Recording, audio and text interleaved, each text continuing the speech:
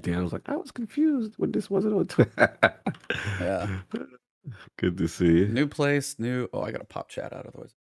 Yes, yes. I got too many windows up right now. I know the feeling. Need my third monitor. I'm spoiled. 2 p.m. Mm-hmm. Oh yeah, you guys are going for the UK audience. Yeah. Who's up early? Europe. That's right. Hitting They the watch early the rises. show with their afternoon tea. Tea and crumpets. Crumpets, scones. What's going on? The mics is hot. Yep, Mike should be. What's going on? New Rad, what's up? JC, back for that. What's going on? I see you. Some early risers this morning. It's blazing. Blakey Biz, what's up? Who's up this early in the morning? Only the people dumb enough to be up this early. Or who were forced. 2 p.m. here, boys. 2 p.m. boys. I see them. Okay, okay. That's all right. It's like, what, 6:30 p.m. in Tokyo right now as the Olympic torches are going? Mm-hmm. That's right, Olympics. Oh, the Olympics. That's right. That's right. Yeah. Yeah, chat very happily reminded me yesterday when we were talking about the TWAB. Mm-hmm. It's like, what time is that? And I'm like, all right, Google Translate time. Dan, yes, right, Dan. We'll get that coffee. Yeah, get that coffee, get that advanced GG. Exactly. Or you get your coffee like Khan. Khan with the Chilling. King's Coast. Get that King's Coast. Mm. Just a hearty groan. There you go. I like He's it. ready. It's very sophisticated right now. Yes, The yes. books in the background. Mm-hmm. Oh, yeah. He's Curtain chilling. is partially drawn. He's like, 4 eyes below. Video game music in the background. Okay, the nerds winning. Okay. Right below. I see you. Khan looks like he's about to read us some poetry. Oh, we don't want that. Oh, with those smooth pipes? Yeah, we do. Get that retrospective poetry reading. Let's do that. Let's get these haikus popping. Let's go. We need a Ghost of Tsushima haiku. Oh, yeah. Oh, I can't wait to get back to Iki Island. Let's go. Mm-hmm. Some people have a problem lifting that large of a jug of water, but for him, it's nothing. It's nothing. Oh, All right, let's go. All right, you guys want to start gotta stay recording? hydrated. Oh, yeah. There you go. You guys want to start recordings? Yeah. Let Do you me. count down or do you just start No, you recording? can just start recording. I do all the editing and stuff later on, so we don't actually like start recording and do the show. We got everything worked out. Button hit. And guess what, Eve? It is recognizing. Yeah, are there like my wave mic. lines? There's Are there wave lines this Hey! time? Check that out, man. Yeah, Travis, What a I didn't tell novel you. thing. I didn't tell you, but last time I got all the audio back, and Cog was the one with no audio. Really? Yeah, Oh my god. Hot mic was too hot. Mike was so hot it broke. It Go. was busted. Yeah, what it is Audacity was remembering the default settings of my old mic and never. I had to manually switch it to like, hey, it's a new thing here, that kind of deal. So yeah, E promptly reminded me after the podcast, like, yo, you're not sending out any audio, right? I'm like, oh damn. I just sent him a picture because I threw everything into Audition. I was like, audio. You see that open line right there with nothing? That's you. Yeah, that's you doing nothing. I'm like, all right, but it's good though because it helped me for defining the big time because they use Audacity as a backup. So luckily, nothing happened last week. He's got a $1,000 mic and nothing to show for it. No waves. I'm using a prop. Oh, back to your first super chat, E. Oh, when he comes back, I let him read it. Speaking into one of those plastic like phone microphones that they give kids. With the kids, Do like yep, exactly. Go ahead. Give your kid the controller that's not connected to anything to simulate like they're playing. E, you got that super chat? Gotta read it. Shout out to Vagabondo 5591. Is this a permanent stream move to YouTube? This is testing the waters here a little bit. We're seeing how things go. Granted, this early in the morning may not be like the official test, but we'll just have to see how the numbers and everything look and how things are going. Cog has been beating it through my head for a while. For a year and a half. Cog's happy. It only took me one mention, Cog. I don't know. Really? Yeah. Travis apparently has more influence in this podcast than the co-host. That's all it took. Was Still Travis sitting to here. come through. People just listen to me because I have a tie. They're like, "He must know what he's talking about, right?" Now, if you could actually do an English accent, you'd be great. Yes. Oh, I yes, can. Yes. That's the scary part. Well, Mhm. Let's do it, boys. hope he is not going to be like King and be responsible to highlight text. What? Mhm. What do you mean to highlight text? And only respond to highlight. Oh, that King. Oh, he's talking about your. Oh, King. he only reads super reads it in chats. color. I can King only does see the not super respond chats. to people unless it's. I'm like, Right. dude, you too bougie. That's ridiculous. Put it in color. Ebontis got That tired just of sound- redeeming that just channel sounds points like, for dabs and crunches. Yeah, that was I it. think King's just got good business acumen. Yes. personally. Yes. That's He's the way to go. he's a beast.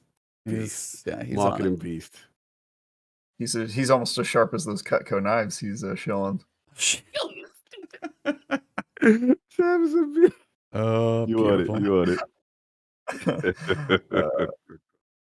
My brother works for Cutco and he was in high school. Oh, cool. No, it's not cool, actually.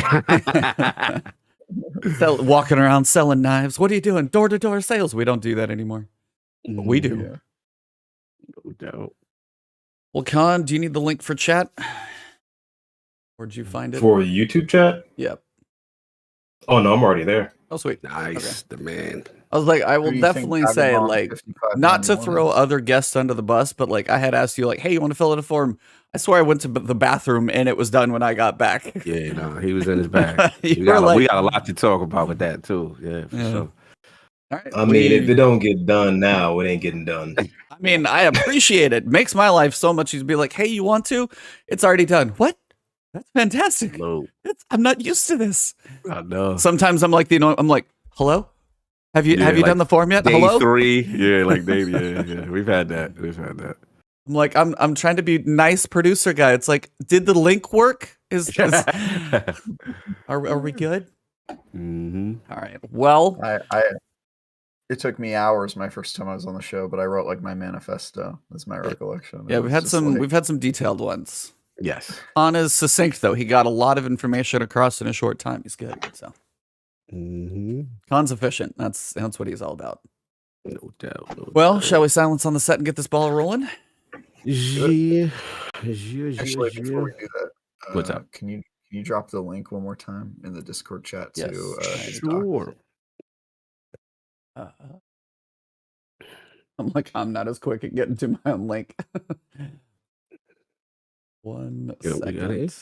I got It's it. I like, got I it. gotta sign into my Dropbox account. Oh, sorry, I meant the link I got to his docs. Oh, Oh, Oh, got it. Yep. I got that. Hold on. I got you, Trav. who's faster? Who's faster? Oh, it's Cog. that's right, baby. Always more efficient. Don't do him like that. Don't do him like that. That's why his KD is so much superior. Oh my god. Well, yeah, Gonna you be even fun, missed the show that like he's like, all right, we're gonna do a segment. Travis loves the I know. segments. I loved. I saw the whole thing. Yep, it was great. Let's help Ebontis. Let's help Ebontis not suck. Yep. It's a new official segment that we No, do here. no, at it's the not Live. official. It's a new. No. One of the OG co-hosts says otherwise. Yes. There you go. Yeah, but what does hit that him with that? mean? Hit him with that seniority. E. That's right. We've done the segment at least once. I'm gonna make sure we do it multiple times. So I don't know at what point is you just saying it's not a segment, you know? So weird. Travis no longer's on the show. It's so strange. So weird. Wow. His box just disappeared from the Fired from Strangest 2 thing. shows in 1 year. That's so Oh, too good. All right. Record is doing. Tweets are out. how do people know it's time? It's early for me. They can see the birds outside still waking up, wiping away the dust from their eyes. Yeah, pretty much. Mhm. Moose, what's up? New Red, Dano, Blakey, Sedfred, JC. Let's see, Four Eyes Malone. And that's all I can see at the moment. All right. Silence on the set. We'll get it rolling. Got to respect this man's time since we Yeah, let's dragged do it. his butt out of bed from taking care of his dog. Important to take care of your dogs. Everybody ready in 5, 4. All right. And we are live. The last word with Lord Cognito, Ebontis, and Ty Guy Travis on that fresh YouTube Friday morning campfire. What? Big special guest, you know. But before we get into that, let's start with the man of the hour first, the cheetah himself. How are we doing, sir? We're doing good. Woke up this morning, got a little breakfast in, worked out the last couple days, just been sore off and on. Nice. Yeah, trying to That stay. pain. I like that. Well, it was the funny thing because I've been dragged the rowing machine that was sitting upstairs downstairs now, so I can kind of do it like little different hours from when my wife is working. And I rowed Monday, and then my wife and I went to work out Tuesday, and we were doing a push day, and I was like, my legs are weirdly sore. It's like we worked out Saturday and we did like heavy stuff Saturday at a friend's house. I'm like, why are my legs so sore? Totally forgetting that rowing that I hadn't done in a little while was going to make my legs sore. I'm like, and finally it clicked in later. I was like, oh, that was it. And finally we're both just like, I was like, I rowed. And she's like, oh, she's like, I thought you were crazy for some reason. Like my legs were oddly sore because I'll work. I mean, I teach and everything, but my legs were sore. But no, other than that, just, you know, keeping up with seeing if anything fancy is going to happen in Destiny. I started Mass Effect 2.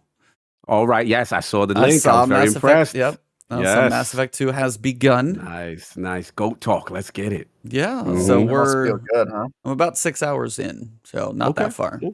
Okay. No The doubt, opening no is doubt. just like, hey, what's up? Boom. Just gonna kind Yeah, of yeah, kick things off real fast. Yeah, So yeah, Mass Effect 2 got it going. But what about you, Travis? No, I don't need to take up the whole mic. How you doing? Oh yeah, I'm doing great, man. Just finished my review of Chris Tales, doing all the writing and everything and the voiceover Do we yesterday. get a so preview of will that be- score? Do we get to know how it did, or can you not say yet? I don't know if I'm allowed to do that. so Exactly. That's the Patreon here, sir. We're not I have no jeopardizing this clue. IGN career of his, sir. Yeah, but it will be live today at some point once the video guys are done with it. How and, long was it? That's what I was actually kind of curious about. It took me 47 hours to beat that game. For and I Chris, did started you go playing- completion or? Yeah, I did. I tried to do everything. So a completionist run, I guess, 47 hours. I did all the side quests. That's a lot But bigger yeah, than I thought it was. It was pretty big. I was told 30 to 40, and then I was like, all right, I'm gonna wake up today and just finish it on Wednesday, and I ended up finishing it at like 11 p.m. It took me all day playing it that final day. So yeah, it was fun. I'm sitting here in my clean room. It's like super bright in this room, and then if you open that door and go down the hallway, it's like pitch black because it's still nighttime here. But yeah, it's good to be back. Yeah, shout out to Excited about our Travis. Yeah, shout out to Travis getting up this early. But we got a guest this morning, so let's bring him in. Let's do it. Welcome to The Last Word, episode number 159.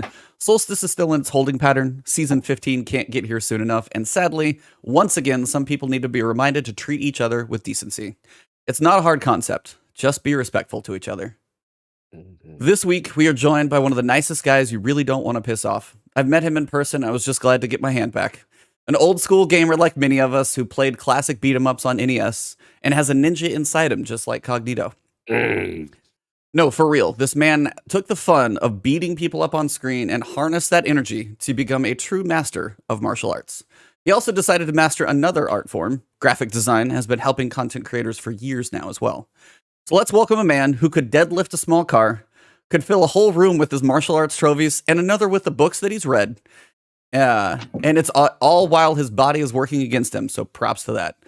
His determination to excel at everything he does is clear when you spend any time with him, and he is always in it to help those around him and build up others along the way. So without further ado, Khan, how are you doing, sir?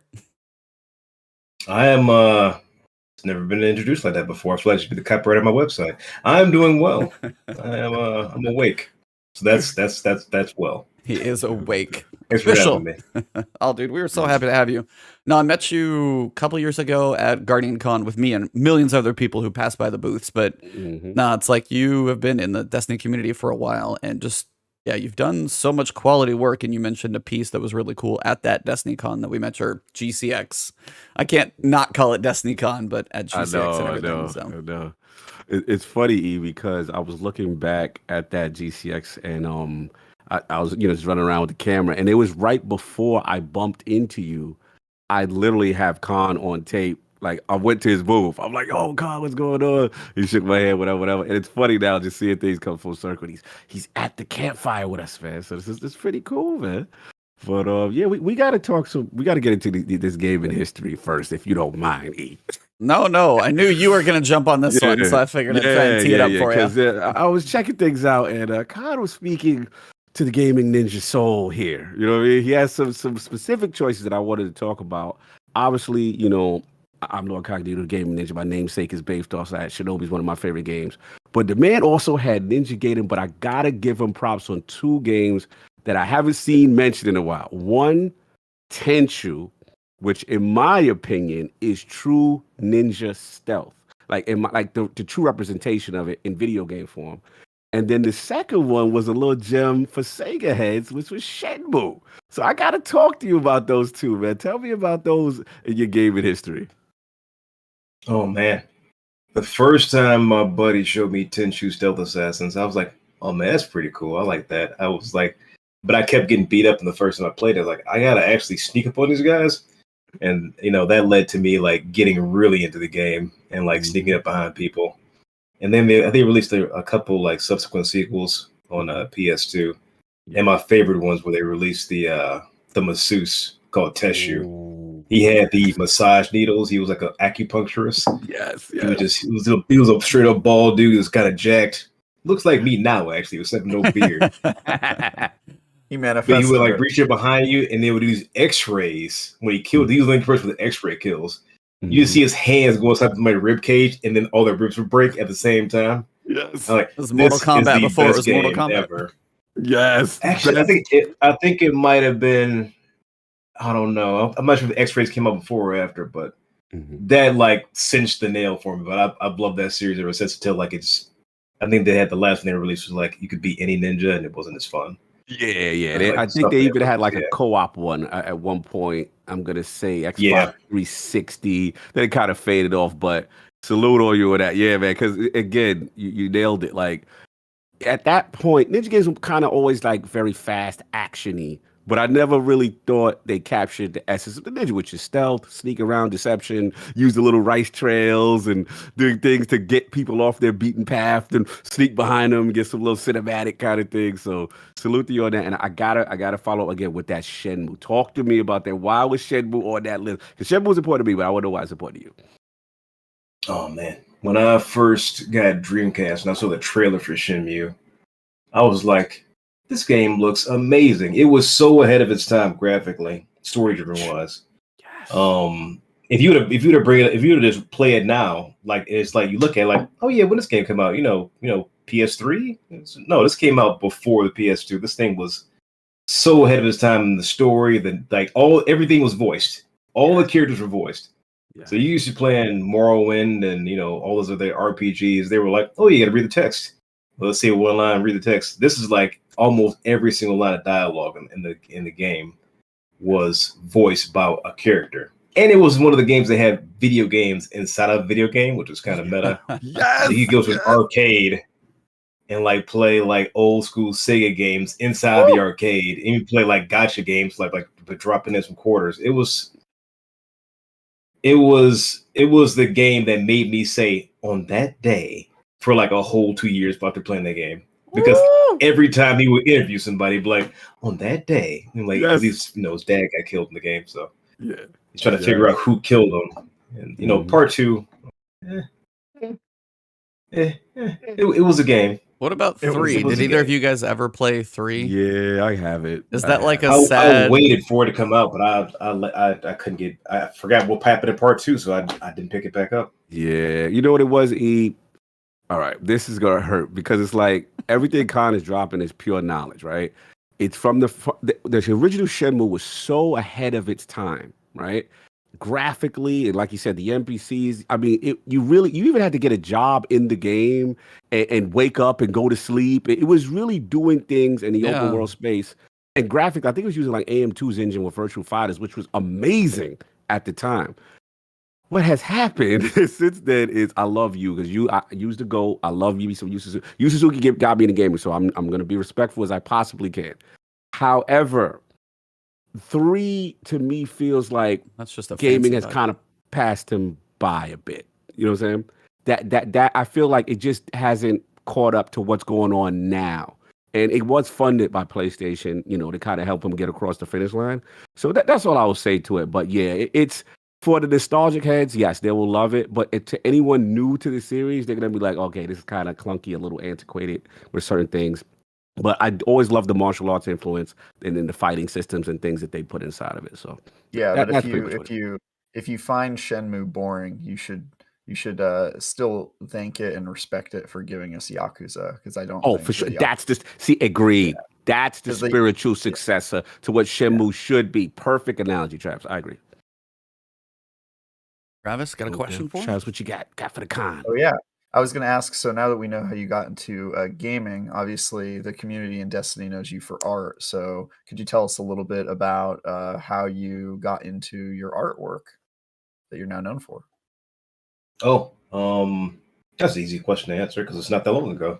I got into playing the Destiny beta and fell in love with the game. Started playing it, like pretty heavily. By that time, I wasn't back into doing art yet, so it was still a long go before I got back in. And then started seeing fan art on. Actually, Destiny's the game that made me get a Twitter account so I could follow the Guardians podcast by Mark Tarkott. The Guardian Radio. Nice. Yep. The legend. Yes. Yeah. Yes. So that's what made me put together a Twitter account. I actually my first Twitter handle was Iron Lord Khan. That was my that was my freaking my handle in there. And so I'm seeing all this fan art, and I see some stuff on Instagram by Cobb1. I'm like, oh man, this stuff looks like so good. I would love to get back into doing art. And Shout out to Cobb. Push come to sub, I got very, very sick that following year, like right when Kingsfall came out. I got really ill. I came down with a muscle disease, and that put me in the hospital. When I came out, I shrank up. I lost like 50 or 60 pounds. I went from like 215 to like 160 because I couldn't swallow food or water. Wow, brother. But I was like, I just need to get back into doing something. I can't lift. I can't do martial arts. I can't bodybuild. I can't fight. I need to do something. So I started doing art again, doing fan art, and watching Cobb arts, Cobb One's like art on Instagram, like catapulted me into like buying a refurb laptop and getting back into doing illustration again, which was it was a challenge because I didn't have a tablet yet. So everything I drew on there was all like trackpad. So I was like taking my time doing that for a couple of years, for a few months, not a couple of years, like 4 months or so. Then decided to take it seriously and be like, all right, now I got to get a tablet and all the gear. Yeah, man. That was after taking a decade off. I didn't make anything for a decade before that. Wow, like literally a whole 10 years. Wow. If you mind me asking, because you really dropped, obviously a powerful story just now in reference to the condition, like how did you mentally get through it, and then also on the physical side, just to get yourself, back to where you needed to be, as well as just going through this condition, just enduring that. Like how did that process go for you? Luckily, I'd already encountered a bunch of hardships, and my mantra is, I'm not going to curse on your podcast, but I didn't come this far to effing fail. I did not. I've crawled out of too many holes to be stopped by, some disease. So, it's autoimmune. So, like anybody's gonna kill me, it's gonna be me, and I guess it will be me because it's an autoimmune disease. Trust me, I know what you mean. I share one as well. You know what I'm saying? So it's tough. It's tough, but having that mental toughness and, like you said, not allowing that to conquer you, you know what I'm saying, and still, persevere and do what you're doing now is tremendous. So we got to salute you on that, because that a lot of people would break during that condition, and you use it as a motivation, man, and it's good to see, you know what I'm saying, you persevere through that. Yeah, it's like if you don't have that history and then you go look at your Twitter thread, and I mean, I joked about you deadlifting a car, but I mean, one of the recent ones was deadlifting 495. Like you hit it twice for a couple sets, and I saw that and I was just like, damn. And just to not have the other piece and know that that's what you're doing now that's a Facts. hell of a lot of work to get back to where you are, and that's just impressive and goes to show more about your determination to power through and say, Oh doesn't yeah, care. Mhm. it was at the low point. Before went to like I was put in the hospital. I couldn't use my arms to push myself out of bed to sit up in the morning, so I had to use all abdominal strength. The muscles had atrophied behind my my triceps had atrophied completely. Wow. So when I went back to the gym after the surgery, it helps curb these symptoms of the disease. Okay. So I got 6 cuts on my side, and they pulled out my thymus gland. It's called a thymectomy. Mm-hmm. And so when I got back out, and I got healed up, and they said I could move around again. First thing I did was went back to the gym, and I was doing like push-ups with my knees, except for I was on my belly, so I couldn't do knee push-ups. They were belly push-ups. And eventually, after 90 days of doing like a 1 or 2, like 1 to 5 like actual push-ups, I just kept going from there. The triceps will never be the same. Like I will never be able to like bench close to 400 again. It's never going to happen. The muscles are just, I'm getting too old, too gray, and the muscles will never be the same. I don't see a whole lot of gray in that beard. You're doing fine. Yeah, you doing more than fine, brother. It's the lighting. It's the lighting. See, It's designed to hide it.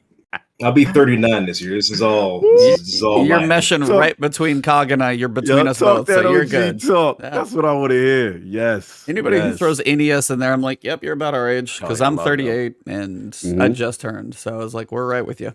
No doubt. Salute. Look in the sideburns. I'm like, damn, that one's actually real. You guys are old. Yeah, we old. You the young old, buck here, Travis. Travis is all like awake with all this energy. What else you got? Because I got more stuff for Con after you. No, but I mean, I wanted to kind of go back a little farther. Like one thing you mentioned, and it's probably where some of your styling and everything comes from, is your martial arts. Just, I mean, you've got almost 75 trophies. You said you've been doing it forever. Like, what type of martial arts you do? Like, what did you take it through? And I'm just kind of curious, what are some of your like proudest trophies that you've got from that piece of your journey? I started off doing Northern Shaolin. I started doing karate, like most people. It's kind of hard to find kung fu schools. So I started doing karate around, 7 or 8. Eventually, I got into like doing Northern Shaolin in middle school and high school. I did that, competed. And after I went to college, I got out and I started learning Kuntao Silat, which is Indonesian. And I got into doing Mongolian wrestling, which is how I got my nickname. Nice. I was like literally at that point I was just like got like 215, 200. And I was just training it just to, kind of break up the things I was doing. And I would just pick people up and, slam them down. And I got the nickname Khan because I would just throw people around all the time.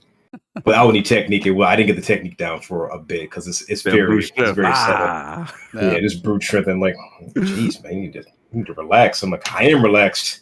So that's how I got the nickname. But I've been doing like softer martial arts since then. So I took I'm transitioning to doing stuff that was softer because you get older, you can't be striking wood and hitting concrete.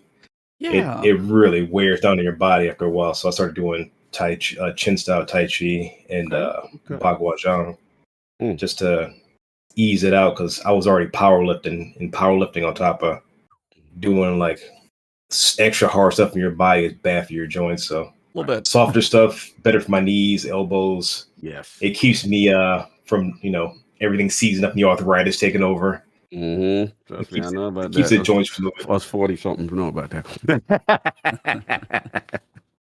You take enough bad shots in the ring, you're like, I can't do this again. I can't get in the ring again. Like, no. I'm like, oh man, I bet you could beat me up. I'm like, nah, I probably hit you with a chair by now. I'm like, I can't be moving around fast with you guys. I might pull something. Like, I got a cramp. Stay there. Hold on. I got to work out this cramp. I will take you down once I'm ready. That's why I say hydrated. I gotta cramp up. Salute, man. That's respect of the body, no doubt. On that thing I'm sorry, continue. So yeah. No. Continue. Yeah, I don't really have any. A lot of the trophies I threw away though. I don't really have. Only I kept with the medals and like a couple small ones. because they're like once you stop competing and you kind of look at all this stuff. It's like it takes up so much space. Number one, number two, like looking at old trophies is kind of like it reminds me of the guy that was in Napoleon Dynamite. You ever see that movie?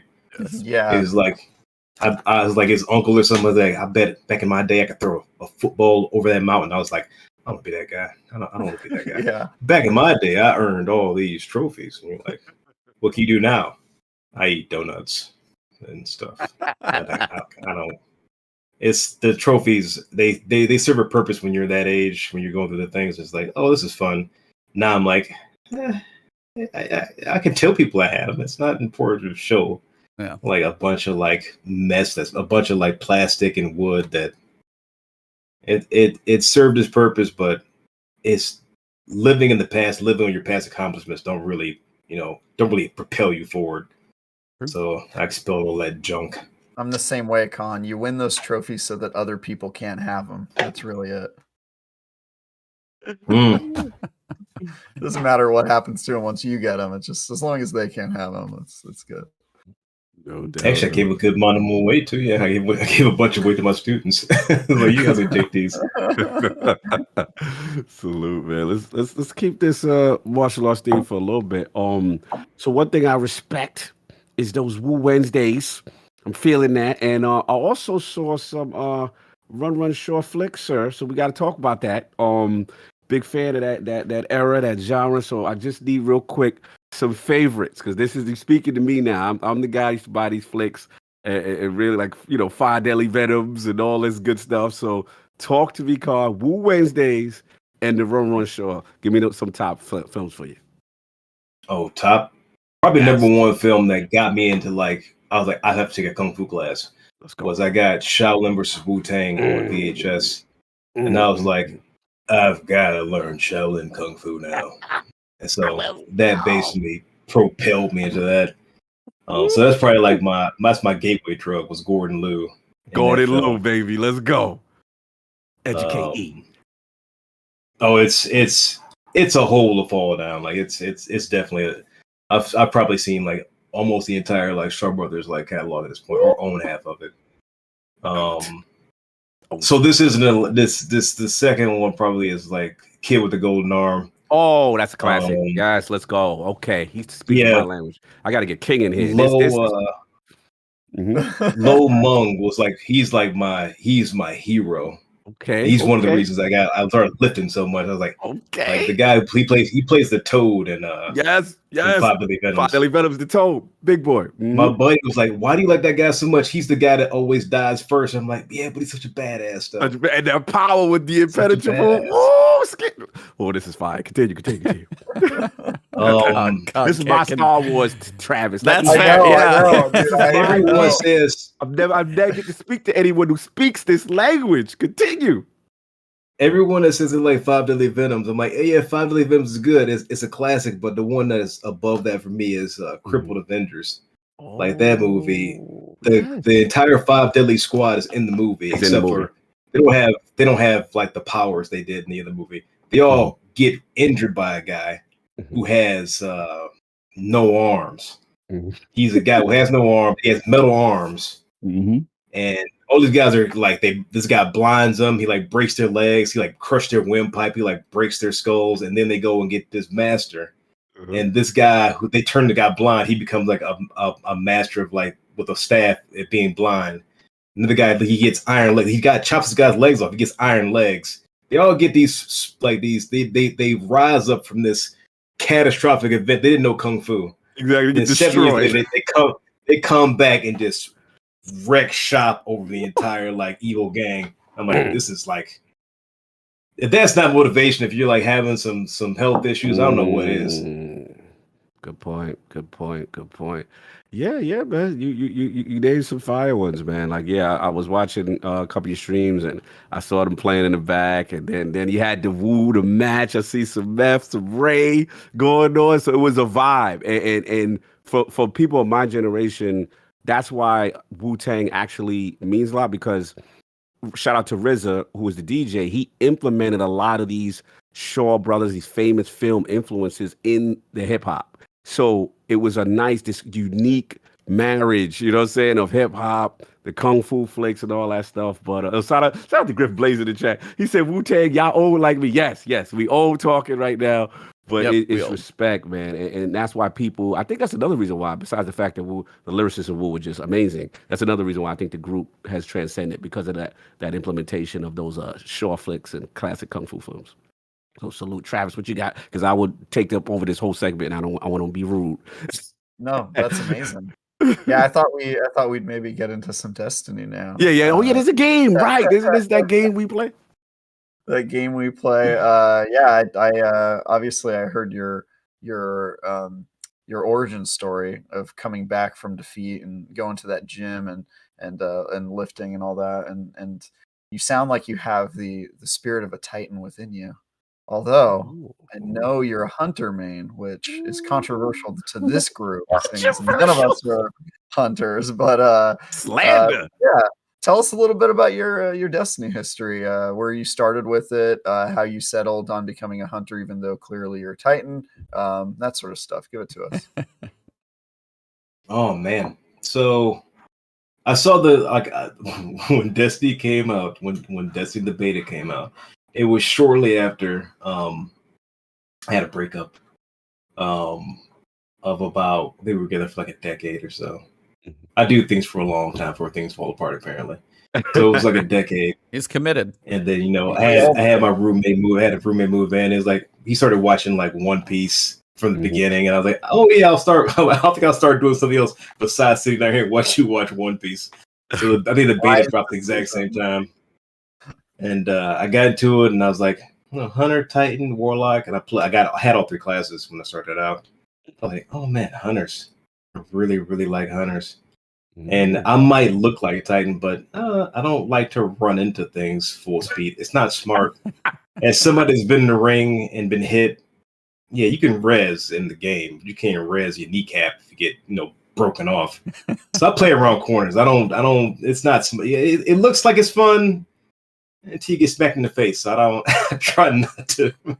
I don't live the Titan way. I live a little bit more strategically, because that's how life runs. Life doesn't run like a Titan until you hit something that's harder than you. Are you implying that it might be OP and it's not realistic?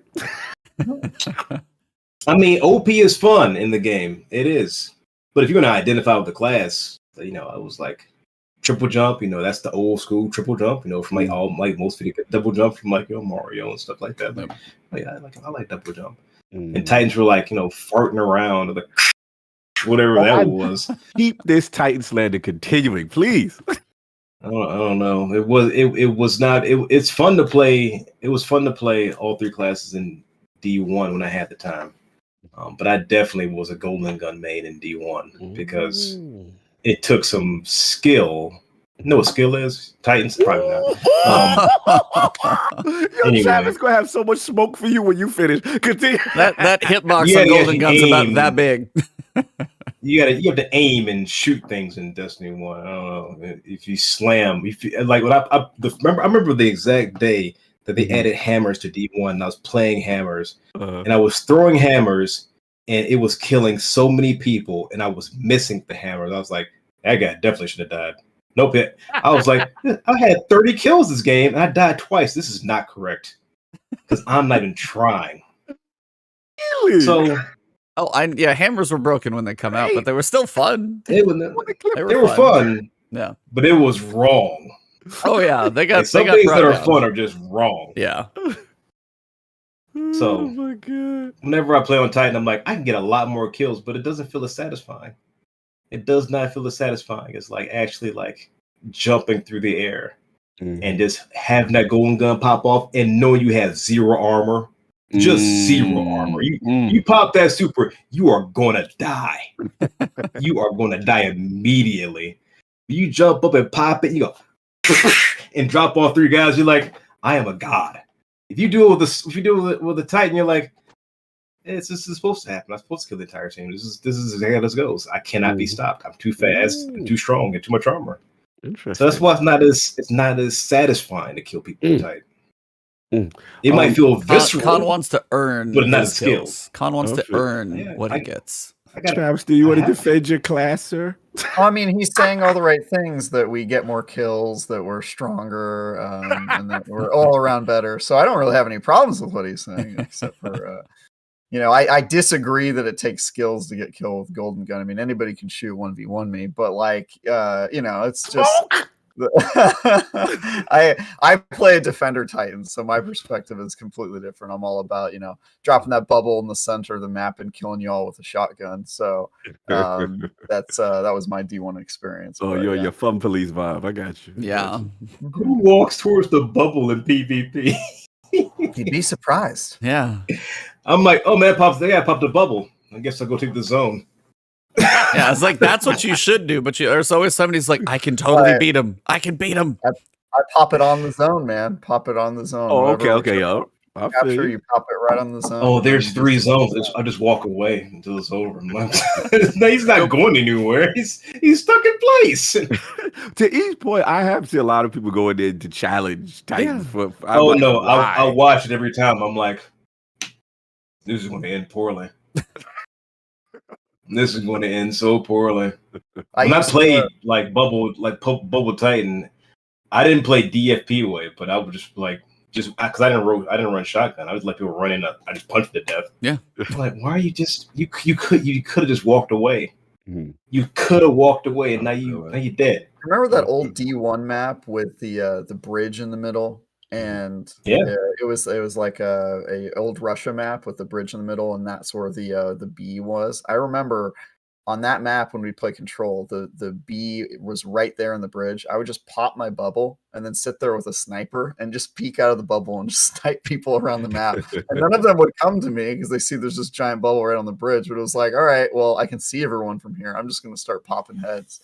A lot of great memories with that, but that was back when I was actually. I remember that was the first map I played when they released that that gunsmith gun that was a sniper. It was the Irene, and it had luck in the chamber. I miss my Irene so much. God, dude, oh my goodness, you could body shot somebody and kill somebody. Yeah. I mean, looking at that map now, playing it like in just in local co-op, not local co-op, but playing a private match on that D1. I was like, this map. I thought it was so much bigger back in D1. I went back and played it again. I'm like, this map is so tiny. Yeah, this map is so small. One bridge, 2 buildings, we done. Yeah, maybe that's why I liked it. It was kind of small, although some of the maps probably don't work as well in D2 because you move so much faster and all that stuff. But abilities are different. Yeah. Gonna ask real quick before I'm gonna give it to you, but in reference to hunter subclasses, I know you said gunslinger. I was just curious, specific, like how do you feel about Night Stalker? Just I want to know, did that get anything, or Blade Dancer? Like, what's like the second favorite subclass from you within hunter? I'm not really good at Night Stalker because it requires the wombo combo. Right. And I am not great with those. Like, hunters have like the worst grenades in the game. Yeah. Unfortunately. Yeah. Like, if you throw a grenade now, like my favorite is trip mines in D1. But if you throw a trip mine in D2, all the geometry is so complex that it always ends up sticking at weird angles so that you can't get the kills you want anymore. Unless it's a flush wall. So it kind of ruins that grenade. When I played Night Stalker, like people throw down their I can't remember the fire on the ground, and it spreads out. Oh yeah. Void wave, like the void wave. Yeah, none of the grenades like actually work once I'm trying to control a zone. Like it's so when I can't like I don't want to in like running Arc Strider or Blade Dancer. Like Blade Dancer was fun. Arc Strider, I was like, you got to do all this maneuvering and like jumping around, and like, I just want to just set people on fire. So that's back to gunslinger. No, the reason why I asked because I'm like, you have a martial arts background, so I was wondering if, because as a warlock, I'm not gonna lie, there is a part of me that really is tempted for Hunter, only for the simple fact that I feel, nimble, ninja, you know what I'm saying? When I see Blade Dancer super reflecting, you know what I mean? There's certain, and then like Night Stalker, throw the smoke down like a ninja, poof, doing little tricks, deception. So I was very curious. I was like, I wonder if any of that really appealed to him, but you want to go back to just shooting people with golden guns. Actually, Way of the Wraith was probably like my second one then. Okay. Because like the Night Stalker, like the tethers just they don't work. Yeah. Like a lot of the supers, like if we're talking about why people don't like play other classes and why they're so much superior, our classes like the Hunter classes are they've been nerfed down so much they just feel weaker. Like if you try to tether a Titan, he's going to be out of the way by the time you shoot it in his direction or in front of him. He's just moving way too fast. Okay. And Arc Strider, it can be great if you get somebody like in a room, but most times people can just run like it's like Hunter's supposed to be the most mobile class in the game, but Titans and Warlocks can both outmaneuver them, unfortunately. In a way, yeah, you're right. Yeah, you're right. Yep. Because it's like why like I can't stop playing on them because I love them so much, but why am I being kicked in the face and like having my mobility taken away from me for playing on Hunter? I feel you. But you guys are on the top of the PvP boards, man. But just what put it. Oh, you have to be great to play PvP. You have to be great to play PvP with a Hunter. You have to be great. There is no like you can't be like okay and get by on a Hunter. That's why I respect him so much. You gotta be mentally above the board. No doubt. Yeah, I'll give it to you. Tell you when I meet a great Hunter player. Oh my, Travis, Messi. Travis, I love it. What you got, man? I don't know. I was gonna ask. I don't know how much you raid, but if you have any thoughts about kind of just top 3 raids over the franchise, since you've kind of touched off and on a decent amount of the franchise. I don't know how much you've raided, but if just like big ones that we've been through and stuff like that, if you have any top pieces before we kind of get into what's going on this week, like what are the main highlights of the franchise or like top raids for you, depending on how much you've raided? I haven't raided much at all in D2 due to my time restraints, but I rated, all 3 characters, every week on in D1. So if I was going back to D1 raids, number 1 would be Kingsfall, number 2 would be Vogue, and number 3 would be Wrath of the Machine. Wrath of the Machine and Vogue can swap out though sometimes depending on who I'm playing with. No doubt, I can respect that. E loves this, so I'm feeling this. Hey, I got a win. That's his raid. Yeah, Salute, Travis. Do you approve, sir? I do approve. I mean, Okay. I don't take issue with anyone who says, Vault of Glass, King's Fall, or Wrath of the Machines in really whichever order. Like, no doubt. Same. As long as they're not repping Crota or saying that Leviathan's their favorite one, we don't have any issues there. I mean, it's just a long strike. You can run Crota by yourself. It was actually the first dungeon in Destiny, in my opinion. I'm fully aware of what's going on here. It's fine. He ain't even gonna touch it. He gonna leave that alone. I've touched it before. It's fine. Salute. He just likes Crota because it gave him a chance to make a how to solo Crota's End YouTube. Those videos is hot. Those videos there. Yeah, that's what I did too. I did the flawless, the flawless raider achievement. I just did Crota by myself. That was how I got that. My buddy and I got it. I always thought thematically it fit the Hive very well because there was a lot of franticness, especially in the opening. I thought they kind of nailed, and I think it was the big transition from Vex, Vault of Glass, all the teleporting and portals and confluxes and all that stuff, and they completely flipped the theme really hard to go from Vogue to, just Hive, just running at you the whole time. Just the opening of that alone, I think, fit the theme really, really well. Yeah, it got to the point where a buddy of mine, we got our flawless raid, we 2-manned it, and we're just like, hey, do you want to 2-man it? About 3 hours later, we were done and had our flawless, and it's just like, that one happened once you figured it out, but early on, I still thought the theme, it felt really good, so. I know it tells a cool story. It tells a cool story. Yeah. Era's fire team, and then I will give you. I was like, I will say the opening. I will say one other thing: we wouldn't have King's Fall without Crota. So, for sure. We had to kill, the sun before Pappy got involved. Yes, that's correct. Well, what else going on, Eve? I was going to say, for the world of Destiny, we do have some stuff going on. Yes, Recently, we yes. got a fairly light TWAB, but we did actually get some kind of TWAB. Biggest thing that started it, though, I was going to say, I know Travis is going to be unhappy about this one. Travis, I can't wait to hear his piece on this. Unraveling synth strands. Effective at the start of Season 15, we will deprecate the passively earned world currency synth strand that was used to purchase armor synthesis bounties from 8 to 1. In its place, bounties will be purchasable for 10,000 glimmer. That's probably the most important part of the TWAB. So I'm just going to prop this one up to Travis and let this you. Is Trav. Yeah, this is all you, man. You had the most classic last word rant. Listen, when this they was announced. said The floor is yours. they said that they were listening to the community, and I happen to know, I have insider information, as you guys know, that they were referring solely to my appearance in the last word when they said they've been listening to feedback. Salute the budgie. Yeah, Cosmo messaged me and he was like, "Hey man, we got the message, we get it. We're gonna change it just for you, buddy." So no, but seriously, I think this is awesome. It solves a few problems that I've had with this in general. What I think actually ended up being the biggest problem with the new system, which is the time gating, right?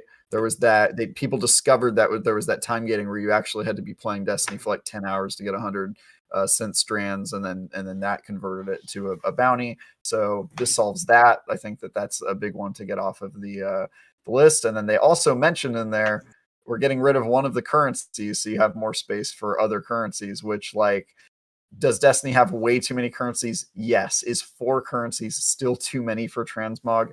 Absolutely. But getting rid of one, especially the most annoying one, is not bad news. So this is great. I feel vindicated. 100% they did it because of my monologue, and yeah, I'm very happy. It's a good start. Now I just need to get them to kill maybe 1 or 2 more of those damn currencies, and we'll be in good shape. So.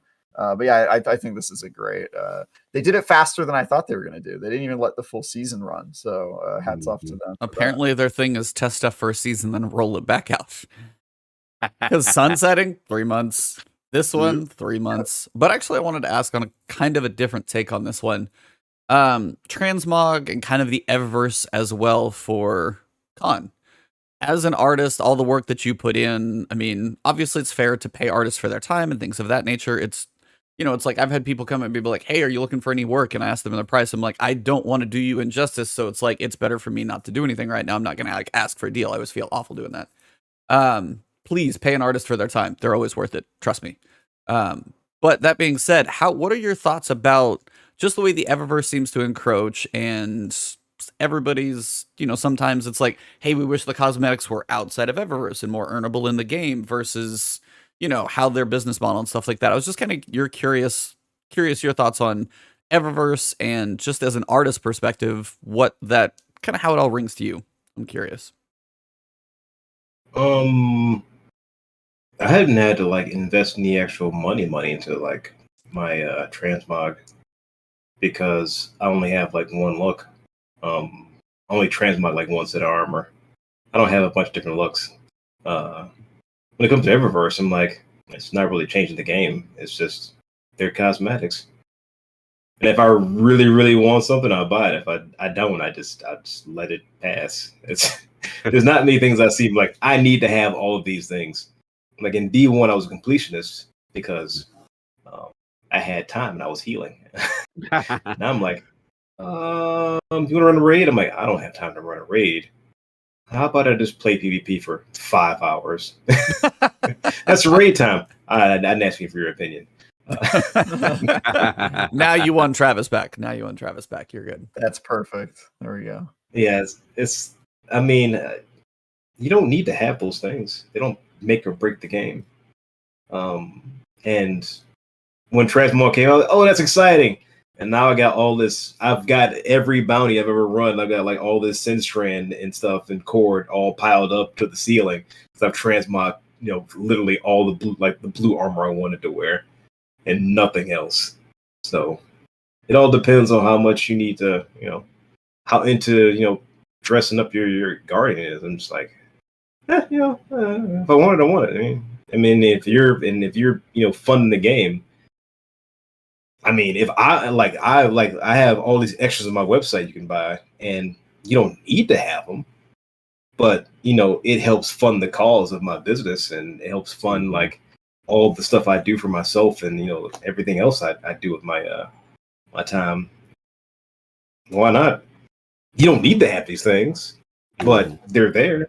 Yeah, my problem with Transmog is that if they would have just said it's fully something you just have to pay for, I would have been more happy than what they ended up doing. Because what they ended up doing was being like, oh, I mean, you can earn it in game, but we're going to make it as annoying and confusing as possible so that you have to buy it. It's like, all right, at that point, just do us all a favor, just sell it to me then. Like, if that's how you want this to work, then just sell it to me. So I just think it does wonders to make it less confusing, and this we actually need as many steps as possible. Exactly. They're trying to stretch that content. They need to stretch that content as much as they can. Oh yeah. Transmog. Because if you get it like in one step, you're like, what do I do now? Yeah. Transmogging a full set of armor had more quest steps than the Curse of Osiris. You know what I mean? Like that whole campaign had like 4 missions, and like transmogging a piece of armor has like 15 quest steps. It's ridiculous, man. So anyway, I'm starting to get the vapors again. I need to calm down. Oh, you're good. You're in your bag. You're in your bag. Salute. But they basically mentioned they're like, removing this currency also frees up a slot in the consumables inventory bucket, a bucket that could be full for those of you who are carrying around a large quantity of items. I'm like, why is the fact that my tab of consumables is ever close to full? There are too many things, so I'm glad to see one of them go. I still haven't even done the one bounty I picked up just because I haven't run that many Nightfall strikes. That's right. I haven't done one bounty. I picked up one bounty, and I'm probably just sitting on a bunch of synth strain. I should probably buy some random other bounties for like at least Crucible matches or something. But the Crucible ones are super easy. I do them without even like knowing that I'm doing them. If you just hop into the Crucible playlist, you get it done passively. So surprisingly, the raid ones are very easy. I try to raid. Shout out the Liz in there and back for Des, some ILP clanmates I'm seeing in there.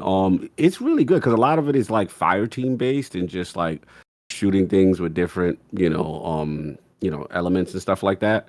But to the overall thing with Synth Strands, I still laugh at Travis' class. Synth Strands, Synth Weaves, like he walked off screen. It was classic, man. But look, it's good to see them get rid of an extra step, that unneeded step. I'm not gonna get them off the hook just yet, because to me, this was one of those things that it was really vocal by the community to say, we don't like this, right? The community was very up in arms. And look, we get it. It's cosmetic. We get it. The issue just came down to most games, in comparison, don't have this complex a system the way Bungie has added this system. And at the time, like me and you were talking, I've never seen, when the community was that outraged, them go completely silent and retract. Right. So to me, when I saw that action, I go, oh, this is from the higher ups.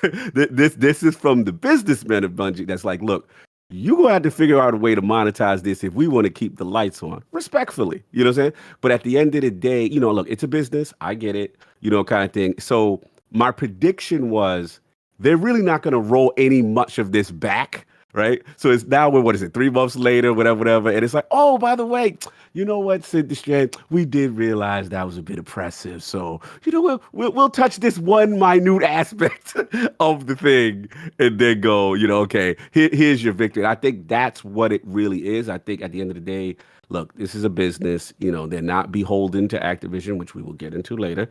You know what I'm saying? Anymore. They're on their own. You know what I'm saying? Independent studio. And at the end of the day, I understand, the business aspect has to fund this stuff. In their defense, now that I've been playing it a lot, I've been doing these fairly easily without thinking, right? The bounty part. You know what I'm saying? So I will give that for the people. Shout out to my other fellow warlocks. We are shout out to IRL. Destiny is a game for some. I am that guy. I am ridiculous. I have an outfit for every subclass. I have a ship and a sparrow to match. Like I'm the dude. Everything has to be lined up per subclass. So I am ridiculous. But at the end of the day, it's good to see them do at least something. But I got to give it to you. Like, where you at with this whole thing, man? I mean, it's a half step in the right direction. Mm-hmm. I mean, as you said, like, should this have been this way from the start? No, we asked for it for 7 years, literally out of the gate. Oh, look at all this cool armor. I want to dress up how I want. Transmog. 7 years later, we got the worst possible version I've seen in any game ever for Transmog. We did. And it's like, okay, so you got to go through this 150 thing. It takes you 25 hours or whatever to collect one set of armor for Synstrand, then pick up the bounties. The bounties aren't that bad unless you get the first bounty I bought is the 40 Nightfall Champions one. That's like the worst one. So it was like my first bounty is like, cool, not that fun. And I haven't even just done as many Nightfalls. I've been doing other stuff. And it sounds like some of the other ones are not quite as bad, but it was just so egregiously over the top. As you said, if you want to do it fast, we're going to ask you to spend money. Or we're going to make it, as you said, one of the more ridiculous systems that we've probably made when it could have been, we already have a collection system. There's literally pages of every piece of armor you've ever owned. Copy and paste that into the other one and just like and it's like, it's already there. And they made it much, much worse than they needed to. And I think that was the issue is like, you go in other games, cool, you got Transmog, click. We just turned it on. No, we turned it on with about 60 different switches and you got to cross wires and you got to do these other things. And it was just more convoluted when it needed to be, when it's something that could have been a nice gesture to the community. When you saw in the end, it was definitely a business decision. So when unfortunately now we're like, hey, we do not have to do the, time gated farming part, which is fine. It's still, it's not the quality of life. Is it better? Yeah. Are the bounties that bad? Not all of them. It sounds like you can, get there. And it's going to be much more manageable with 10,000 Glimmer, obviously, to pick them up during the course of a season. It's not that bad. But overall, it's like, it's still, somebody, New Rat in chat also was just like, well, they also got their whales who really wanted it early. They got those knocked out. They cleaned out the whales. If any whales wanted to be like, all right, I'm just going to buy like 50 cent strand or 50, I don't even remember the currency that you use to actually buy it. So many. Cord, synth weave. Synth weave, right, Travis? Oh, okay. Strand, cord, and then weave. I got to remember. Put them together. Yes. Cords. I forgot about those. Yes. Yeah, the Strands is gone. Now it's just cords and weave and glimmer. Yeah. So, yeah, they still had, you can buy the synthweave from Eververse. So the people they wanted to clean the pocketbooks out, they cleaned out the early birds. And then a month, and then rent is paid now. I know, yeah. They paid the rent. Yep, now they can focus on other things. They got another month. Now we're going to season 15. It is been a very interesting year for what have been larger decisions between sunsetting, 3 months later, gone. Then we've got Transmog, something we asked for 7 years. 3 months later, stepping it back. And then I saw it in the community as well. Tassie was funny because he was like, just like quotations, like crying. It's like, we did it. We killed Synstrand. Like, it was just a hilarious tweet because finally, that's the worst part of this whole process is Synstrand. It is, but then on the other side, it's how many of these decisions, and it might have been Destin, honestly, I can't remember, Legary.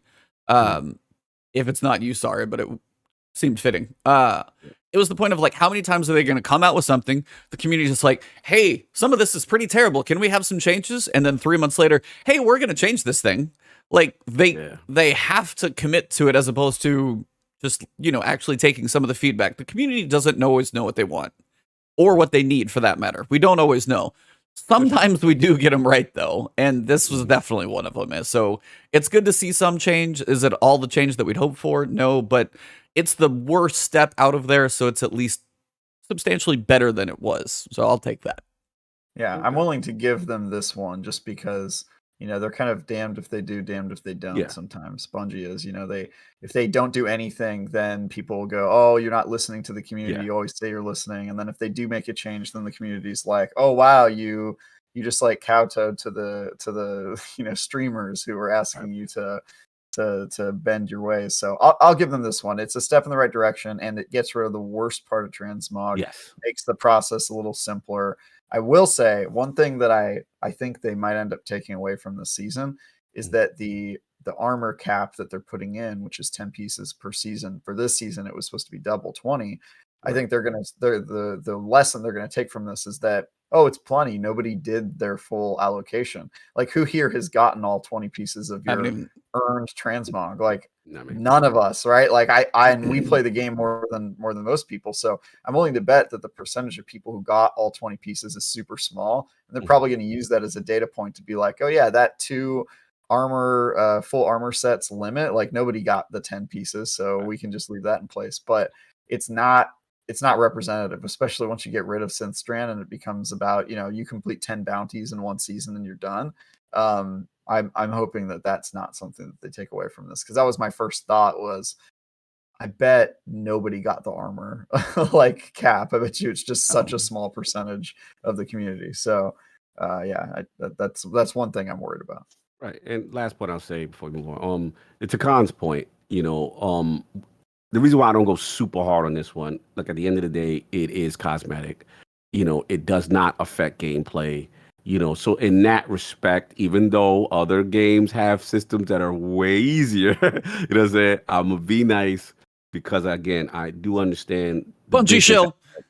Listen, I got to get my corporate hat on sometimes. No, I'm just saying that's what you'll literally go through the comments on the podcast. Oh, he's a Bungie shill. He's a Bungie apologist. And it's like, you got to be balanced at some point, and that's why it's be balanced. At the end of the day, this is one of my favorite games, and I want them to exist, right? And if this helps exist and this helps give content, then yeah, you got to have some balance in the force. That's how I'm looking at it. Bungie's got to make some money to keep making this game. Yeah. And whatever they got to do to stay independent now, as we learned this week. Yeah. Do we want to tangent off to that right now? Let's just get to you kind of open that sandbox. I'm gonna let somebody else open the sandbox. Oh, Travis, he's working for one of the biggest. Yeah. What's going on, man? Something's going on. Something seemed to have happened with a previous friend of Division. Yeah, Destiny. Activision Blizzard has Division. Did you just say Division? Yes, I did. Yes, you did. This guy just mixed up Destiny with Tom Clancy's The Division. Tom Clancy's X-Defiant. I'm sorry, Tom Clancy's X-Defiant. X-Defiant. You're killing me. He just confused the darkness with the darkness zone. This is wild. Anyway, Activision Blizzard, large company. Some people have heard of them. Some people play their games. Call of Duty, it seems to be doing all right. They Overwatch, I forgot about that one. It's been a while since I thought about that game. They are in a bit of hot water because the state of California is suing them for having a quote frat boy culture, and has a bunch of sexual harassment allegations and underpaying female employees and treating them pretty poorly, passing them over for promotions and all that stuff. Obviously, there's still allegations right now, but it sounds like it was like a 2-year investigation, and I'm sure probably will settle out of court because it's going to be a dumpster fire. But it's obviously really bad, and I'm sure Bungie, in fact, I know that they are because they're tweeting about it. But Bungie employees are definitely glad to have been kind of detached from that, and they couldn't have done it at a better time because now they're fully independent while this is all going down. But my 2 cents on the situation is it's probably a symptom of the industry in general. I'm sure it's not just Activision and also just all companies. I'm sure there's companies like this in every industry that have this sort of culture. But I don't know that anybody was surprised to hear this about Activision. If you've been to an E3 and rubbed elbows with some of these companies, you sort of get certain companies' vibes, and walking over to the Activision booth, you sort of get their vibe. Like, that's all I'll say about that company. So I hope it turns out all right, but thank God Bungie isn't caught up in all this, and we're reading their tweets now and seeing how happy they are to be independent. So whatever they got to do, man, if you need to make more microtransactions to stick out of Activision Blizzard, I guess it was worth it. So that's my take. Yeah, let's get Khan in it. Khan, do you get a chance to see any of the news in reference to what's been going on with this whole Activision Blizzard stuff? Yeah, that was the topic of my comic yesterday. Mm-hmm. So I spoke on it. I haven't really been in line with like Blizzard Activision, since they had that fallout with that Chinese player. I think last year before last. I was like, after that, I was like, all right, I'm done playing Hearthstone. This is erased. So they've already like pooped the bed for me one time too many after they find that player. But this, I was like, am I surprised? No. Sadly. I'm just literally waiting for the next person, like they have this COD partnership or whatever, what's going on. Like, well, it's just an investigation. Doesn't mean they actually did it. I'm waiting for somebody to be defensive about Activision. I'm like, because I know what's happening or what's going to happen, and then I'm going to be horrified. Because some people put their content career before being decent.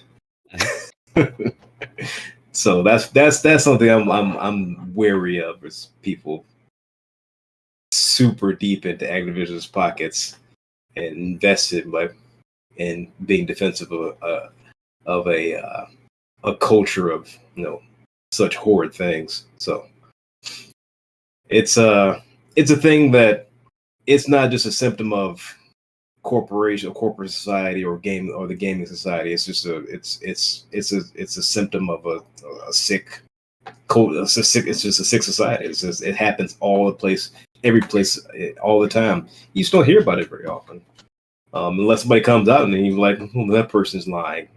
That's usually what happens until you find video evidence, and then the emails pop up. I'm like, well, maybe I was wrong. So it's a sick world, and the more times this gets exposed, righteously gets exposed, the more we can move away from just being complete trash people. But until that happens, until people with power are held accountable, this is going to continue to happen. Hope this is like one more step up the rung of like pulling ourselves out of the muck into the 21st century. We're still dealing with this. It's like, we're never going to reach Star Trek land. This is never going to happen. We're never going to be at this level of equity. It's just at this point we're just like, are we still in the 1940s, 50s? This is crazy to me. But I mean, until somebody says something, speaks up more often, and has receipts, this is going to continue to happen, unfortunately. Yeah, it's this was tough to read. This was tough. Seeing the accounts and everything, and then the frat boy kind of culture kind of thing. I think the thing that disturbed me the most, regardless of anyone that says like allegations and stuff like that, one of the accounts of someone, a female losing her life and committing suicide, that really affected me, because at the end of the day, we could say allegations and all that want for people who want to be defensive, and that's fine. Wait till the facts supposedly all come out and stuff, and that's fine. But that's where it hit different. That's a different type of culture where if females are getting abused in that way and just objectified and stuff like that, there's nothing to defend that part.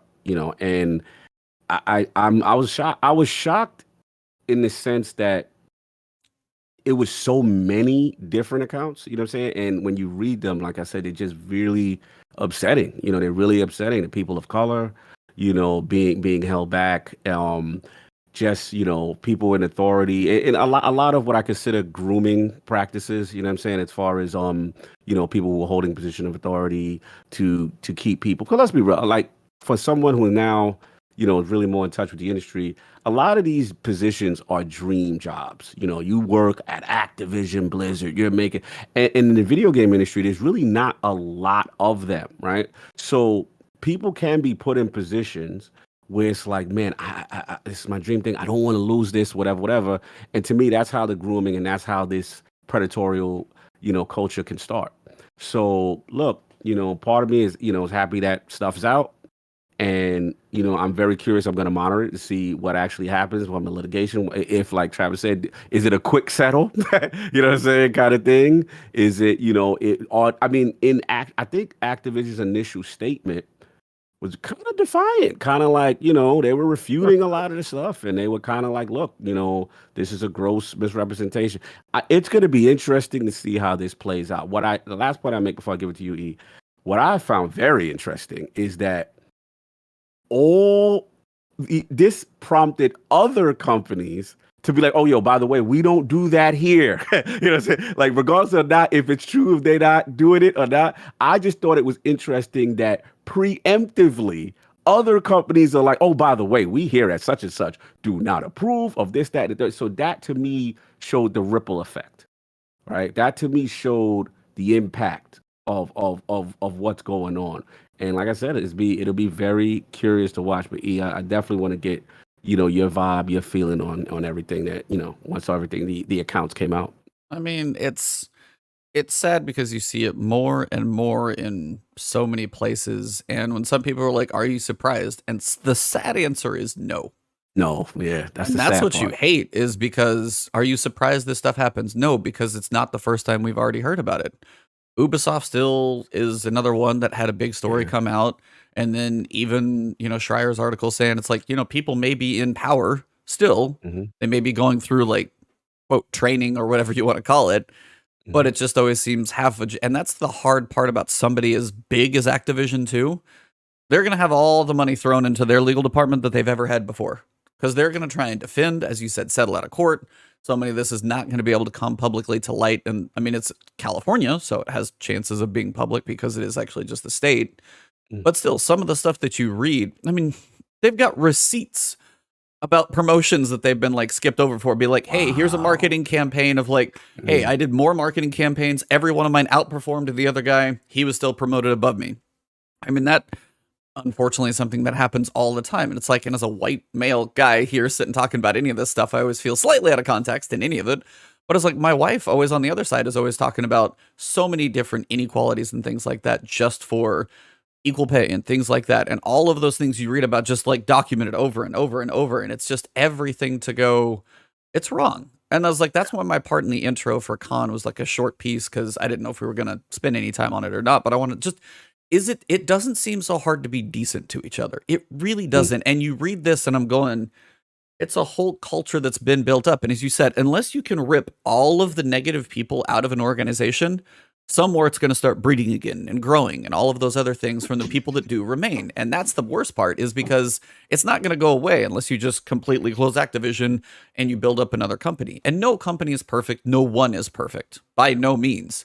But on the sides where it's the stuff that you hear him talking about, as you said, the person who lost their life from going on a business trip, and then the other counterpart brought like things with them to like very much indicate their intentions for that trip. And they're just like, and you know, sitting around the office and drinking around the office and passing on work while they go play video games. Just all the things that you read. I'm like, it's not that hard to try and pull your weight at work. And then especially to be about the worst bad way about it as well to anyone else, whether it be male, female, person of colors, it doesn't matter. It should not be that hard to try and, as you said, they're dream jobs. It's a place they really want to be. And then another movie that made me think of it is Bombshell. I don't know if you guys watched that one. That is to a point they want to be that like head, you know, Dateline, that face reporter that they want to be, but what they have to go through to get to that position, it's terrible. And until people, and that's the worst part of all is, Khan, as you said, it's like until enough people are going to actually stand up, talk about it, and on the other side, people are going to believe them because you're waiting for that defense to come up to be like, well, you know, because, and you're just like, it's hard enough for typically any female in those situations to speak up about it. It's hard enough to go through a traumatic experience and have them speak up about it in the first place. But then when everything's always met with disbelief in anything else, it makes it that much worse. So no, it's a terrible story to read. And sadly, it's not surprising because it's in a lot of places. I think Alana Pierce had a video about her experiences in different companies and stuff like that she's seen. People had a wager of who got to sleep with her first. So it's like, I mean, you don't even know what, she didn't mention the company. She's not going to do that, but it's just, everybody. I was like, unfortunately, not all guys. And that's why my wife is like, I'm happy I found like a nice one, but it's like, So I don't know so often what happens, why so many, typically males, are dumb asses, and I'll use the curse today, so I'll do it for you, Con. But I was like, I just don't get it. So that's mine, and I don't even have any perspective on it. But I hate seeing it because you try and be decent, but I'm like, I don't feel like I have any place to try and fix this situation when a giant corporation is awful to people. It's hard. Mhm. Yeah. Travis was going to jump in. Yeah, I was just gonna say because it's come up a few times about whether or we should believe this or not and that sort of thing because they're allegations. But for anybody who's trying to be like level headed and say like, oh yeah, well I'm not gonna assume anything until it's proven in court. That can be a really tricky trap to fall in, and it's one that actually plays toward corporation strengths because no corporation rarely ever is actually going to let something like this go to court because they would lose more money. So even if it didn't happen, settle out of court.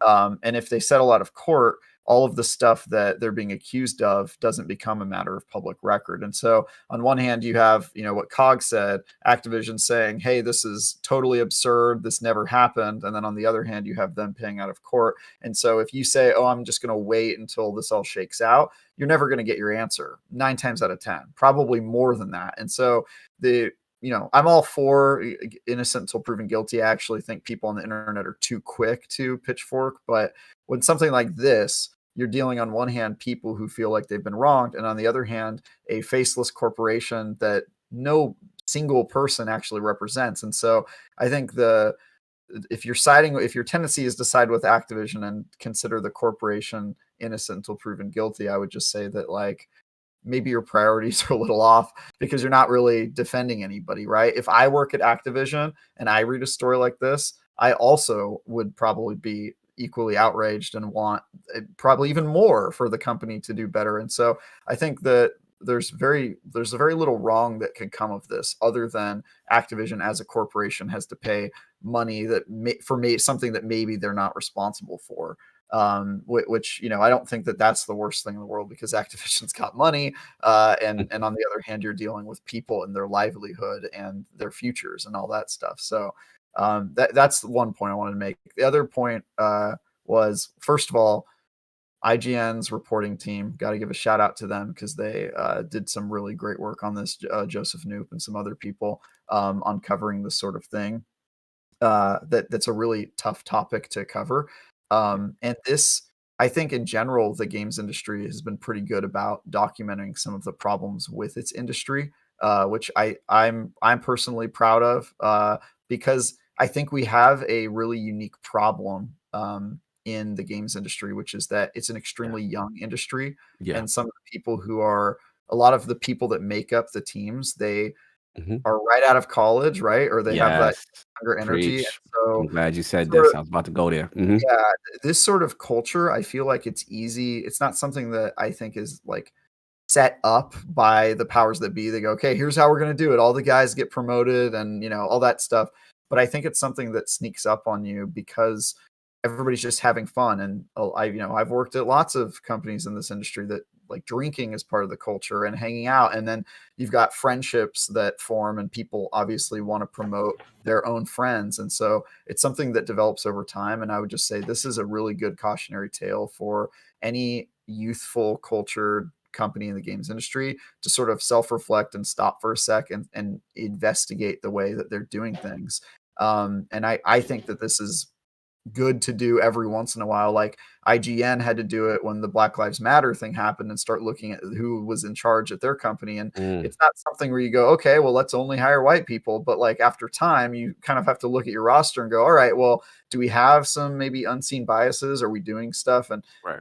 and I think that these touch points throughout the industry, they are really useful at making these companies sort of look at their own culture and fix it before it becomes a problem or course correct. And so I view this as a good thing for the industry, and also think that we should have empathy with the people that say that that this is happening to them, right? And maybe not defend the corporation. You can still say, look, I'm going to buy Activision games, but on the other hand, you shouldn't dismiss people that I think are probably genuinely dealing with some stuff.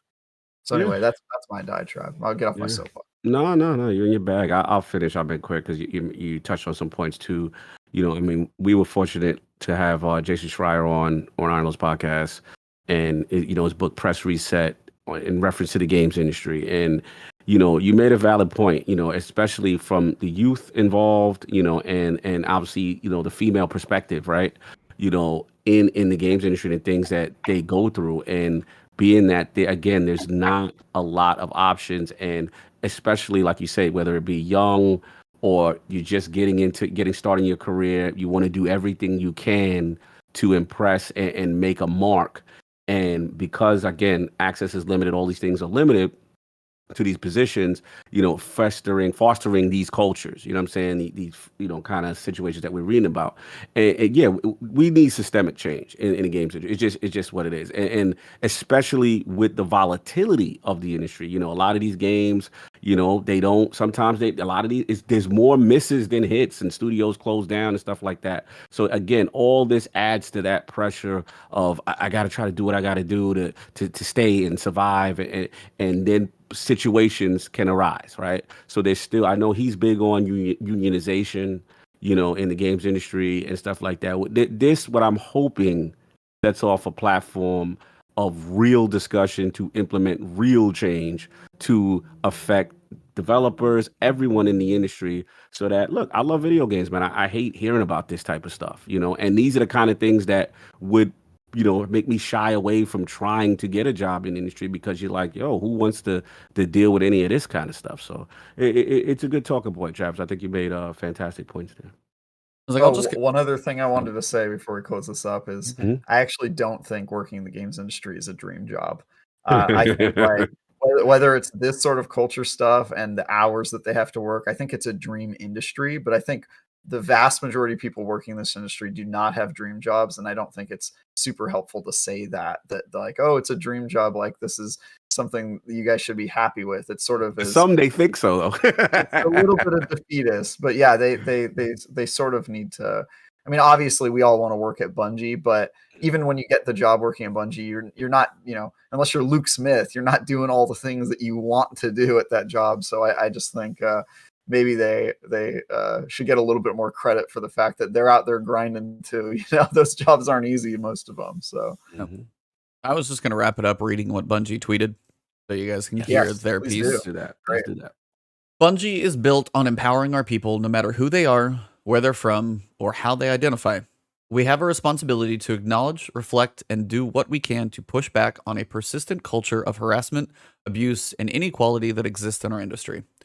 It is our responsibility to ensure this type of behavior is not tolerated at Bungie at any level, and that we never excuse or sweep it under the rug. While the accounts in this week's news are difficult to read, we hope they will lead to justice, awareness, and accountability. We have a zero-tolerance policy at Bungie for environments that support this toxic culture, and we are committed to rooting them out to defend those who are at risk. Women, people of color, and underrepresented communities have nothing to gain by reliving their trauma.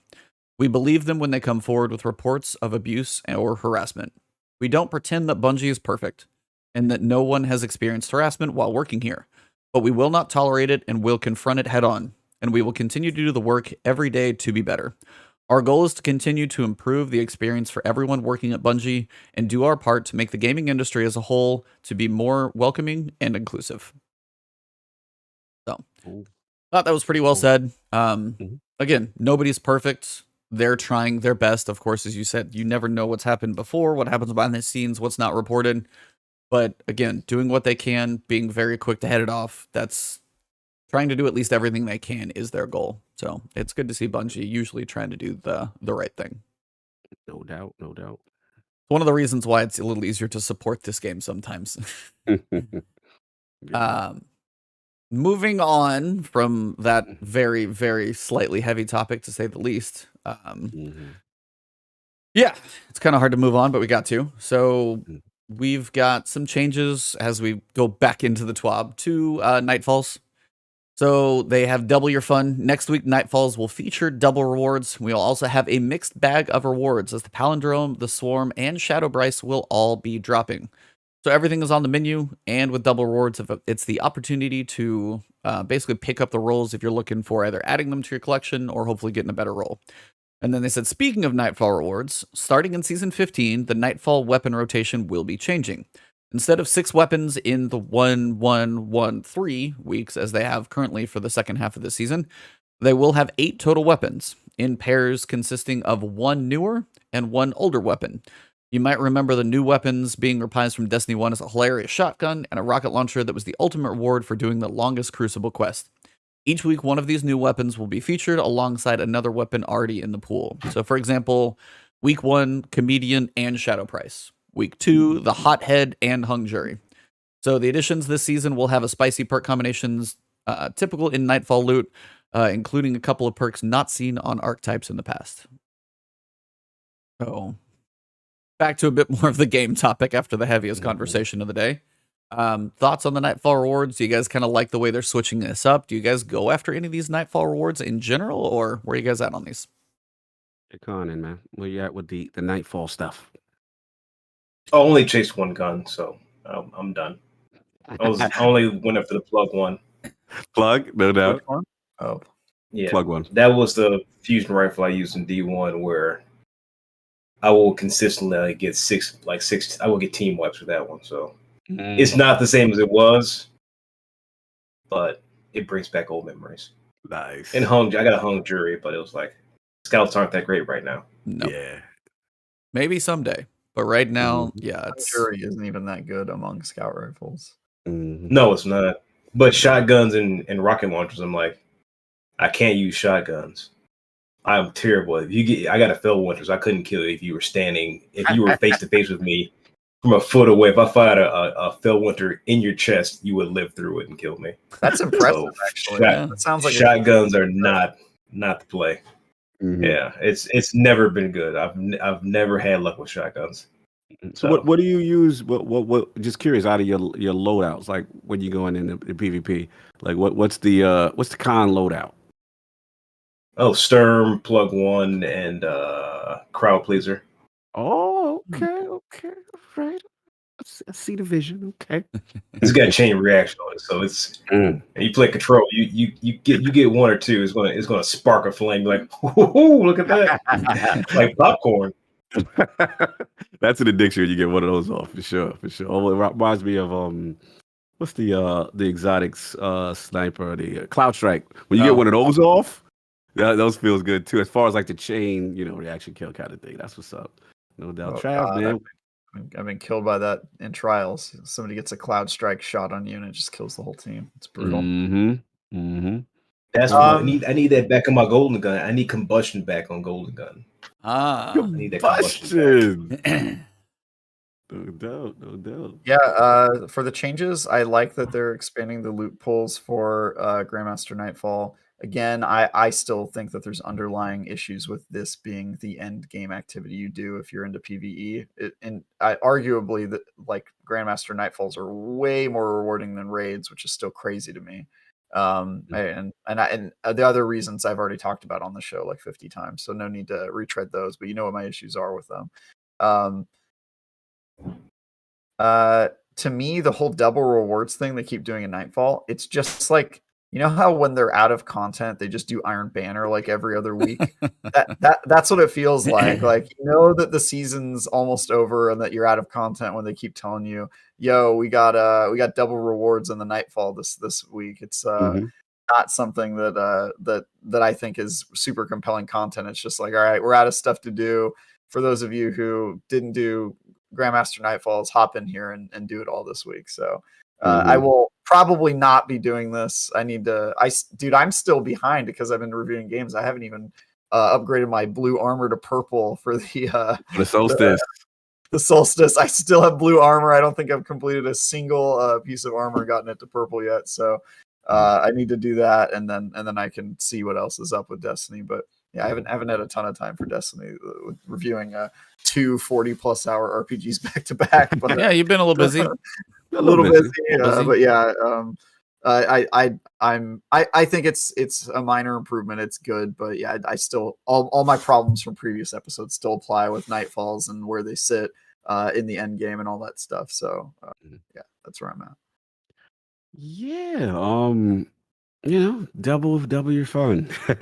Yeah, I mean, I don't know. I mean, I really wasn't inspired too much. Obviously when hung jury and all that stuff, I'm like, okay, cool.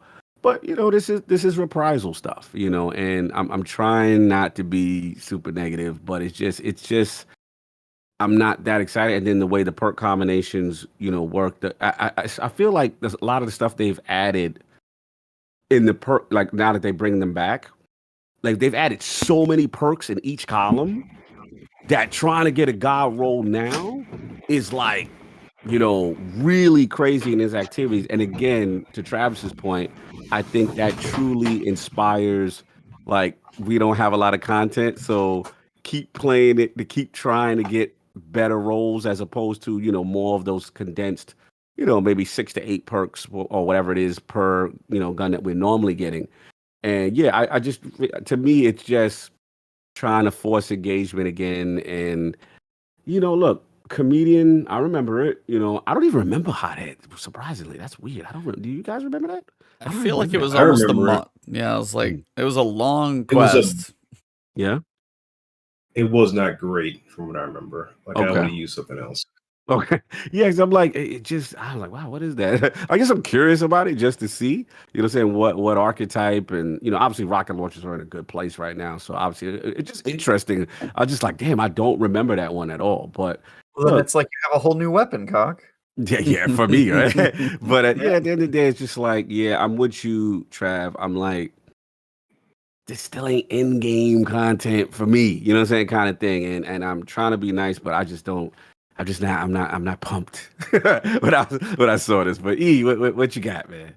I mean, at least for the rotations, it gives each week a little more value. Because if somebody's trying to farm Shadow Price, then cool. But if they don't care about Shadow Price, they're like, okay, maybe I won't even mess with Nightfalls too much this week. Don't even really need to put a group together. Hunger, as you guys said, scouts if you got a decent one, you're good. Now, at least it gives you a little more variety in your week. If you're going to go play a few, you might get a little more. So that's not a bad thing. I'm with you guys, though. For me, it's like, hey, what are we getting for Nightfall rewards? More old stuff. I mean, it's more reissues. If you want to see somebody's thoughts on reissues, go look at Cool Guy's video on Tranquility. Literally says, do not use this. It's like the perks in Tranquility are trash. And unfortunately, from a gun that some people really enjoyed, to bring it back in the state that it is now, you're seeing them kind of pull away and reissue some things in a worse state than they were before. Yes.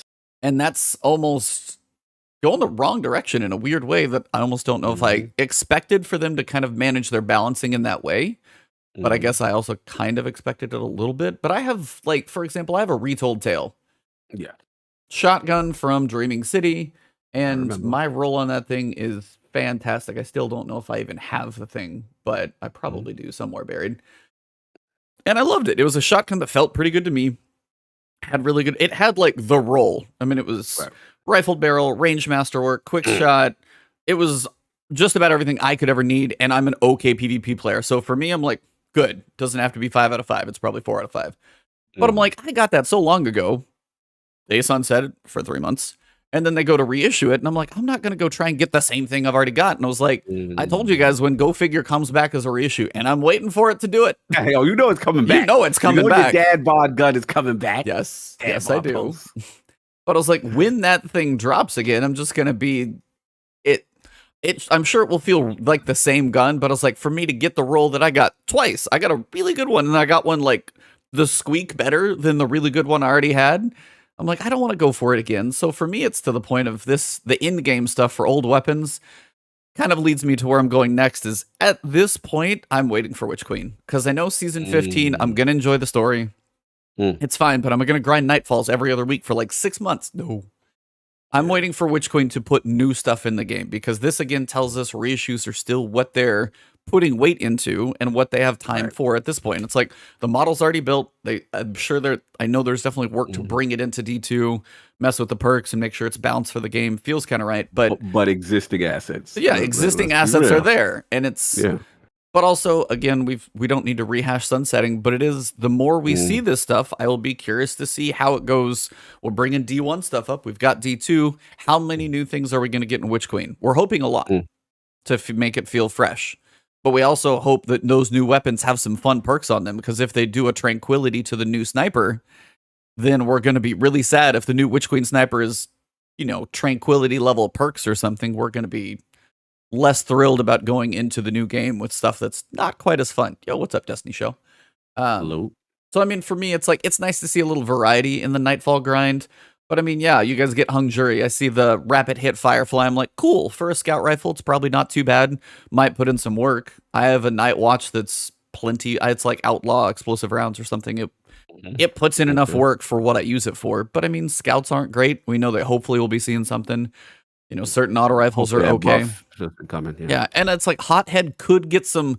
I will say the perks on rocket launchers seem to at least be giving them a little bit more fun, because they finally are bringing them up, so they're trying to give them some life. But again, we're finally waiting now for machine guns to get their love that they need. So when those actually get a little love, we'll see if those get some perks. So it's interesting to see the way they're like sunsetting, reissuing with worse perks to do their weird version of balancing again.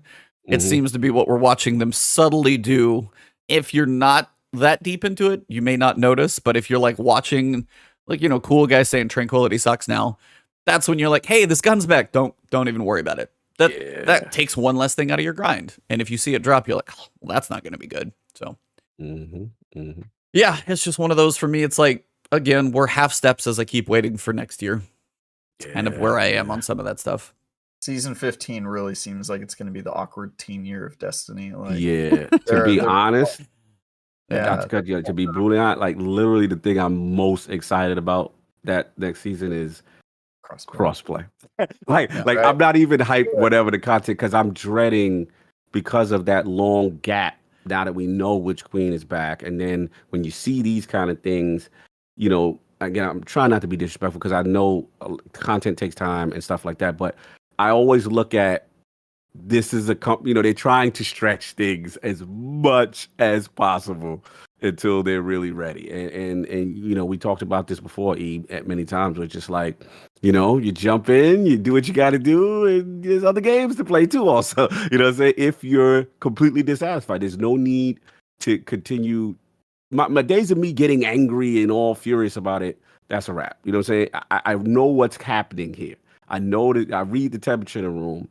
This type of reissue stuff, again, all this stuff screams, we're just trying to stretch this thing out as long as possible, with as far as the easiest path possible. I'm not a developer, I'm not saying it's so easy to bring Comedian back and all that stuff, but we know it's easier than making new guns. You know what I'm saying, kind of thing. So I just look at it like, look, this is what it is. You know what I mean? I log in my Tuesday, I get what I get done, check the TWAB. I'm always going to be huge for my sandbox and my PvP stuff, Trav. We're always going to get excited. Yep. I'm going to jump in there. I'm not going to go crazy. And I'm with E. I think the changes that we truly want are hopefully going to be Witch Queen.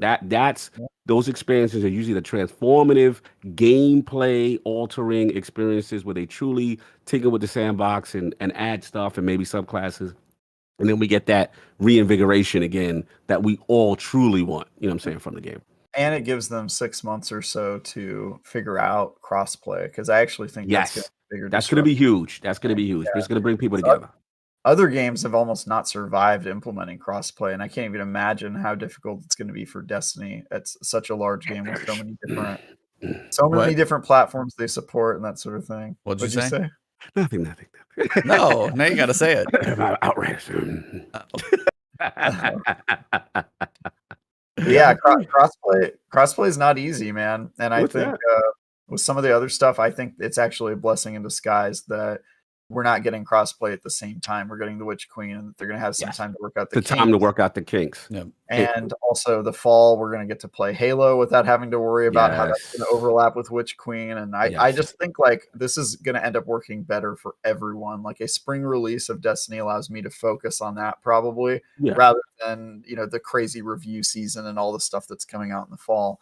That's going to be crazy, mostly Halo, if I'm being honest. But I think it's it'll be fine, and maybe Ebontis COG, maybe you guys will end up playing more Destiny than you think, because now Ebontis can no facts, COG, you know what I mean? Oh yeah, I'm looking forward to it, bro. I can't wait that day. Like I said, I've been more on Xbox now that the series consoles have been out.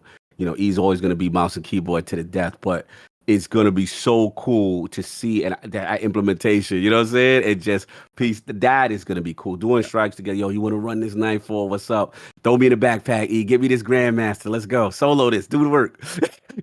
Yeah, and I can give get me my this dungeon. I gotta practice on those GMs. I can take you through basically any dungeon, other stuff. I can't wait for the free stuff. No, I'm just joking. No, I'll try to put my weight. Be sitting in the lobby chatting on Xbox Live, and we're gonna be like, "Carry us, you can." God, I'm shameless. I'm saying he's a savant. I defer to him. This man, let me tell you how much of a real sidebar, real quick. Like my first dungeon, like Shattered Throat, like literally, it was the most free loot I have ever got. Like just watching E work solo content, I'm like, yo, you do this by yourself? You're like, yeah, just stand over there, do this, do that. Fine, E, no problem. Whatever we got to do to get it done. I mean, for Shattered Throne, I spent, and it's the ogre room that sucks in there. It does for any solo set. You did your thing though. But I was like, when you figure that one out by yourself, I'm like, I know exactly how in my mind this room needs to work. So basically, all I want you not to do is not mess up my plan. That's all I need you to do is like, don't kill stuff too fast and kick this sequence off. Otherwise, I'm in trouble and then I can't do what I typically do. But it's like, if I can set it up and do what I need to do, pick off stuff, like, yeah, I can take you through a dungeon. That's not hard. So where you want this well of radiance? Where you want it? Yeah. I was like, put the well here. No, next time put it over here. I'm like shooting the ground, like here, right here. He had to shoot the ground and tell me the specifics, but it was funny. No. But yo, shout out to him. That's great. We'll just sit around and talk while you run the solo dungeon and get us that free loot, and then in return, we'll introduce you. I don't know if you know this. There's a whole other planet you can visit called Mercury. In a place called the Lighthouse. I know you guys can carry me to the Lighthouse. Him in a backpack. Yeah, you guys carry me to the Lighthouse. We'll I'm gonna need that Lighthouse carry. I will help. I'm not gonna be one of those who's like, I'm literally sitting in the backpack facing the other direction. Like, I will shoot some things. I'm just not gonna be the one who can. I'm not gonna be top of the leaderboard. If I do, it's because I had like one lucky round. But it's like, believe me, I'm not completely useless. But I'm also not gonna be the one who is like, I'm not gonna be the one who ensures we win like the round of trials. That's something you don't want to put on my back. No, you be putting in your work. We played it again. You're very humble. You put in your work. I remember doing that. We were doing the mountaintop days, and you were in your grenade launcher kill bag, and this man was beelining to the heavy faster than I ever seen. But that's another story. But that's for a quest, man. You had to do it. I'm sorry. Yeah. Salute to you. You knew where the heavy spawns were, and you were ready. But anyway, he was putting in his work. He always does. Shout out to IRL Titan. He's like, I'll carry you. Yo, bro, I need that lighthouse carry. What's up, man? Yeah. PC guys, I need you guys, man. I need that carry. Travis, be an addict waiting. But yeah, we'll help you. Yeah, I'm mostly excited for crossplay. I can play with Destin and some people in my clan, Brian Malkowitz, and all them. I haven't been able to play with because I can't play on PC, man. I can't play with those cheaters. Crucible, I can't do it. What about you, Khan? Like, are you looking forward to crossplay to just kind of open up who you play with? You got any friends you're looking to jump back in with? Anything crossplay is going to do for you? As I know that's probably a big thing they're going to lean on next season. I play at weird times, and it's kind of hard to coordinate with people. So when I summon to Destiny, I solo Q comp. That's all I do. Casually, just solo Q comp. What do you do? I just solo comp to 5,500. That's my stress relief. I love comp is my stress relief. Yeah, honestly, solo it's nice and calm. Solo comp is fun. It is great. If you're playing control, is like I'd rather play comp. Because control is a nightmare. What a shout out back for there real quick. He actually made a good point in reference to the crossplay party chat. Yes, I agree. I want there needs to be a solid way, for everyone to be able to chat together. I mean, obviously, come on, guys, game chat. It works perfectly. I'm just gonna tell everybody to get in Discord. That's the easy part. You can get Discord on your phone. You can get Discord just about anywhere. Try telling the console guy, that's gonna be hard. Try telling them that. Yeah, because it's not implemented. I got buddies on console that they've got break your phone out. I have buddies who play on console. That's what I said. Yeah, it's like just download Discord on your phone. Here you go. You asking casual console dudes to add an extra device. These lazy casual guys you have ain't driving their phone. Hog and I are the only ones who understand all the problems here. One, console players are not about to get out their phone and do Discord. It just is very hard to do. And two, then you've got the problem of they're using Discord on their phone. So what are they using as their audio device? A wired headphone that they got out of a cereal box or their AirPods, and it's just like complete tin can quality in the chat. You can hear them breathing and eating and vaping and all the stuff that they do that annoys the crap out of me. And then they have no mute button because they're not using a like full headset, so they can't even mute themselves while they eat their, a bowl of Wheaties, and you just have to listen to that nightmare. All right, I'm gonna be the bougie. I'm gonna be playing with. I'm like, what? This is the console life. Dude, You guys are master race. You two are they master race. No. Thank you, I played Khan. on I'm gonna console up until December of last year. So I want to hear that. So Honestly, let's talk about these console guys that you gonna get to Discord, because the console guys I know they not pulling out no. All of my friends in my clan had Discord.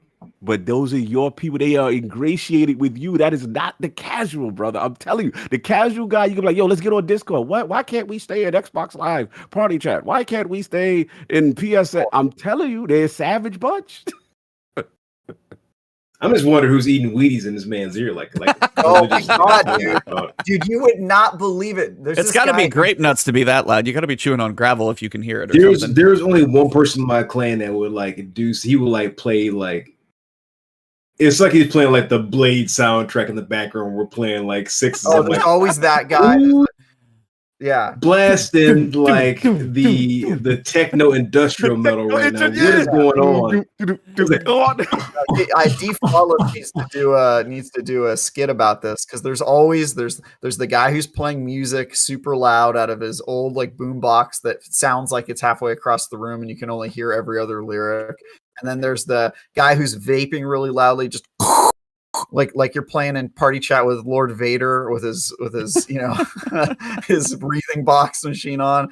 You got the guy who's just eating crisps the whole time. Dude's just popping and crunch in your ear. Bro, there's the guy in my clan that got his AC on too close to the AC. I'm telling you, bro, console life is different.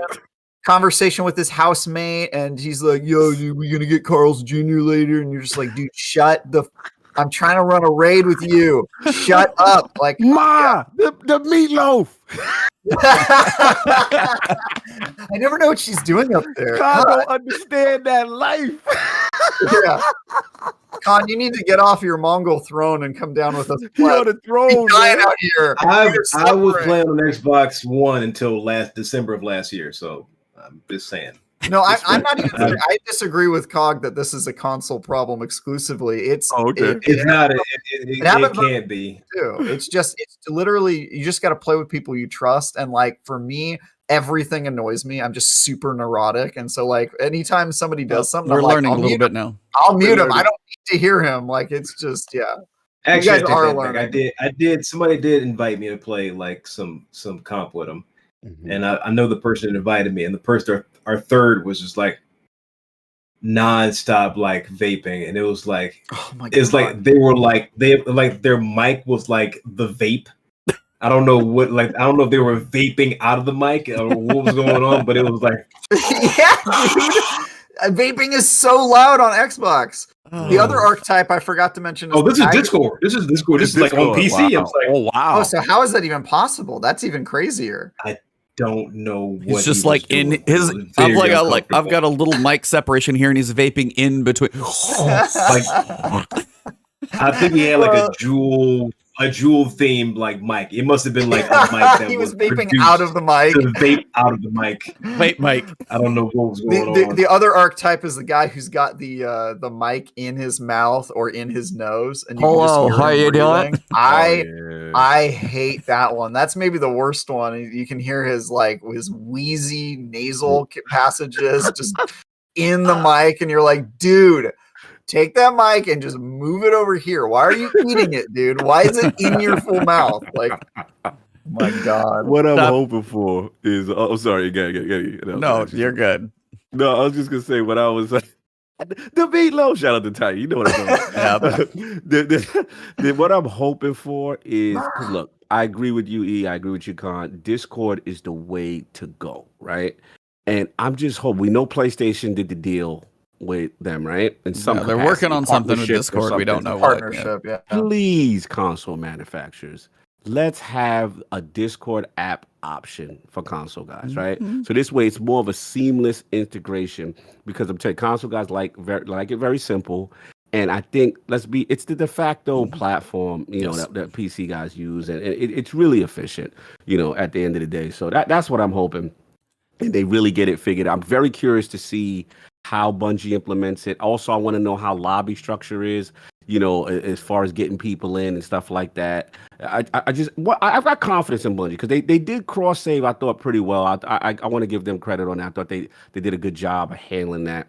So I'm very curious of the implementation, and I'm ready though. Just to I think it's going to be messy. really fragmented. I think it's going to be messy. Really? I think Discord is going to have a partnership with Sony, but I think that will take forever to actually become a thing. And I think it even when it does, you're going to have PC to Discord figured out, or PC to PlayStation. But then PlayStation to Xbox, there's going to be that gap. Xbox does party chat, and Xbox is going to have. Xbox already has party chat on PC, so that will be fit. That's already a thing. Good point. The PlayStation Xbox dynamic. They're both going to be connected to PC, but they're not going to be able to connect to each other, and that's going to be the brutal part. So which then comes the reliance of game chat.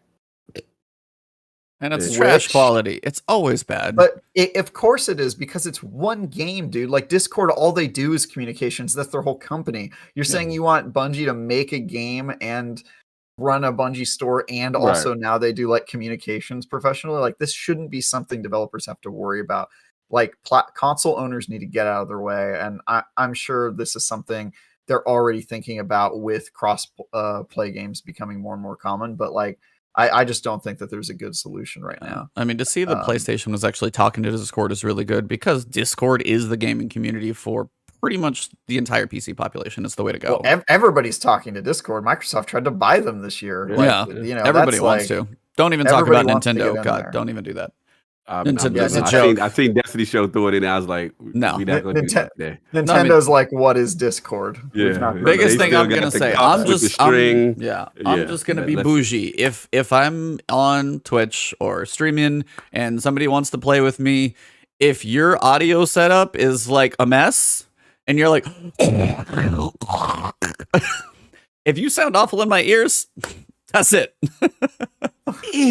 Are you cross? What I'm gonna say is, hey, skip a couple audio elitist. Skip a couple of meals out at restaurants, buy you a reasonable headset, make life easier. That's all you got. Invest in a headset. If you want to jump into some chats, buy a decent headset, especially with Bluetooth. If you can get one with Bluetooth, pair it with your phone, Discord, and also have a wired option, they don't even have to be that expensive. Buy a reasonable headset with a mute button. Obviously, by the way, did you guys see Glad's tweet about the mute button? No, what he said? Oh shit! If you have a wireless headset, did anybody in chat see what I'm talking about? If you have a wireless headset, mute your mic when you go to the bathroom. Yeah. Dudes be loose. Dude, some people don't mute themselves while they go to the bathroom on purpose, just so that you can hear it. I've had that happen. Khan's wondering. Khan has a question. He's like, oh, I don't even know what's happening right now. Why would you take your headset into the bathroom? Oh my God. That's step one. People do it more than you think, sir.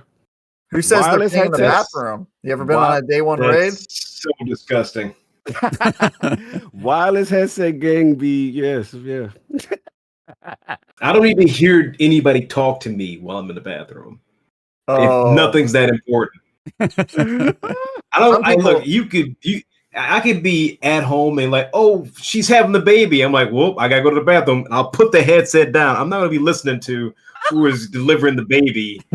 I don't need to hear it. I do not need to hear it. It's not that important. Unless it's the winning lotto numbers, we don't need to hear this. There's no reason ever to take your headset into the bathroom. Ebontis doesn't even get off stream when he goes to the bathroom. Yes. Oh my God. Yes. No, he brings the camera, a green screen behind the toilet.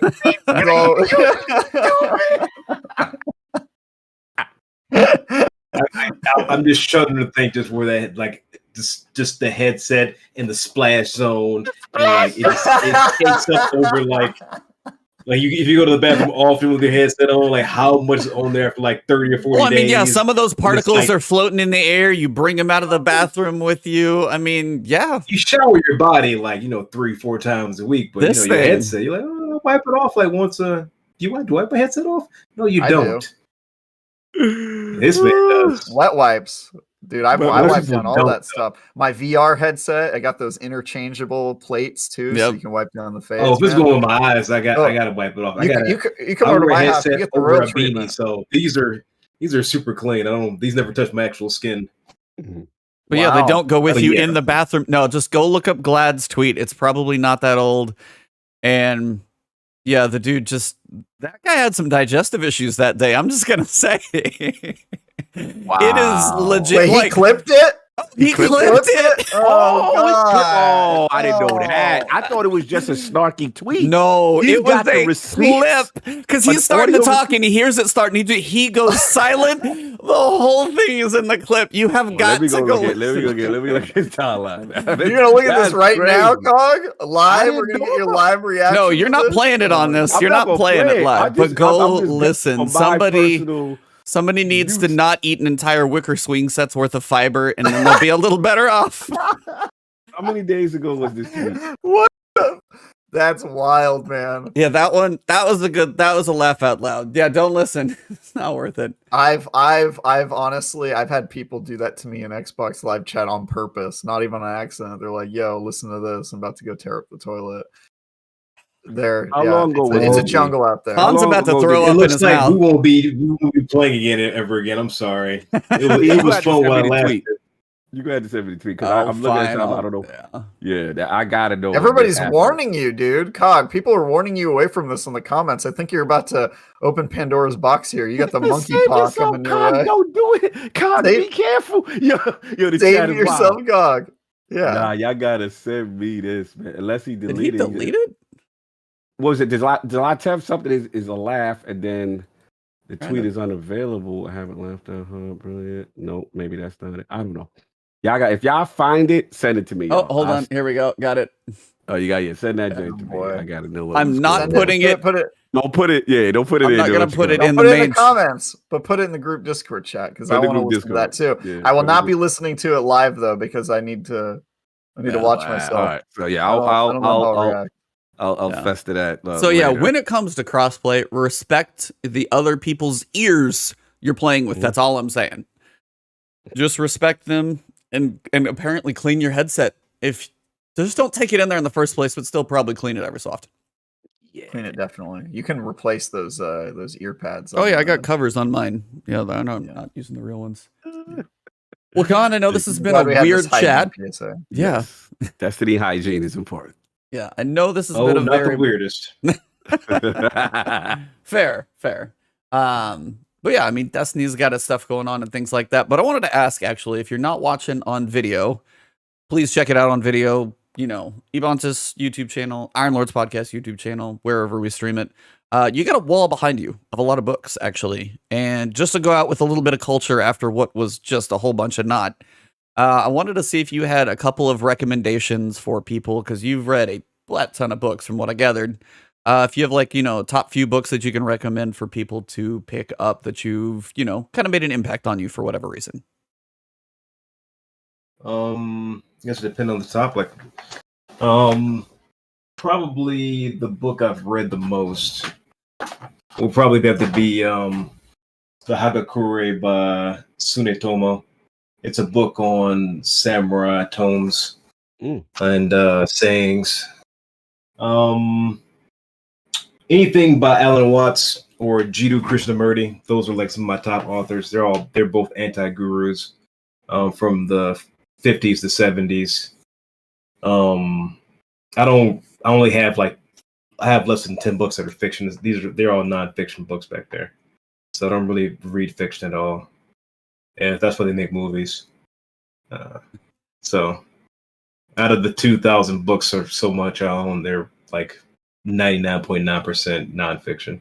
Nice. Lots of books on history. You read the Way of the Five Eastern Rings. history. Well, I got 3 copies of that. I love that book. Yeah. So stuff like that. It's a good read, but it's short. It's pretty fast to get through. Like books on religion, books on philosophy, reference books, books on martial arts. The whole like top shelf on that bookshelf is all martial arts. The top 2 shelves actually are probably all martial arts. He's a Renaissance man, folks. Yes. Yeah, I was like, as I said, culture. Deadlift a car could fill a room with martial arts trophies that'll beat you up while he has the intellectual knowledge to tear you apart with his brain as well as his brawn. This man is a beast. I mean, you get one body, you get one mind. You don't want to let it dull in any kind of way. If you wanna enrich your life as best you can, you got to feed it with as many sources of good nutrition as possible. And the further we move down this path of like social media and like our attention being pulled, the better off your mind will be when you start to age. You got to keep it sharp, because a lot of information you receive is just like you get battered with it so much you kind of lose sight of like the more important things in life.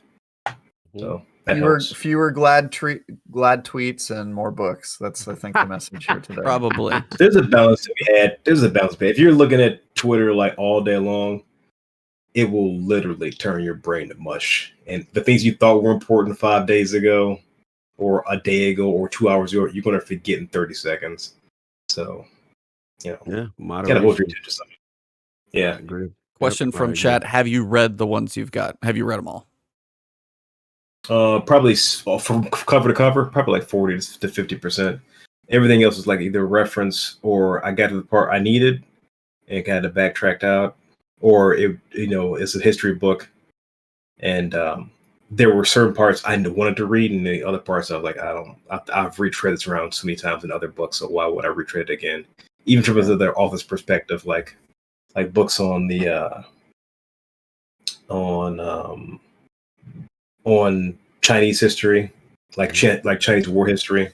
Nice. Books on Japan, Japanese like war history.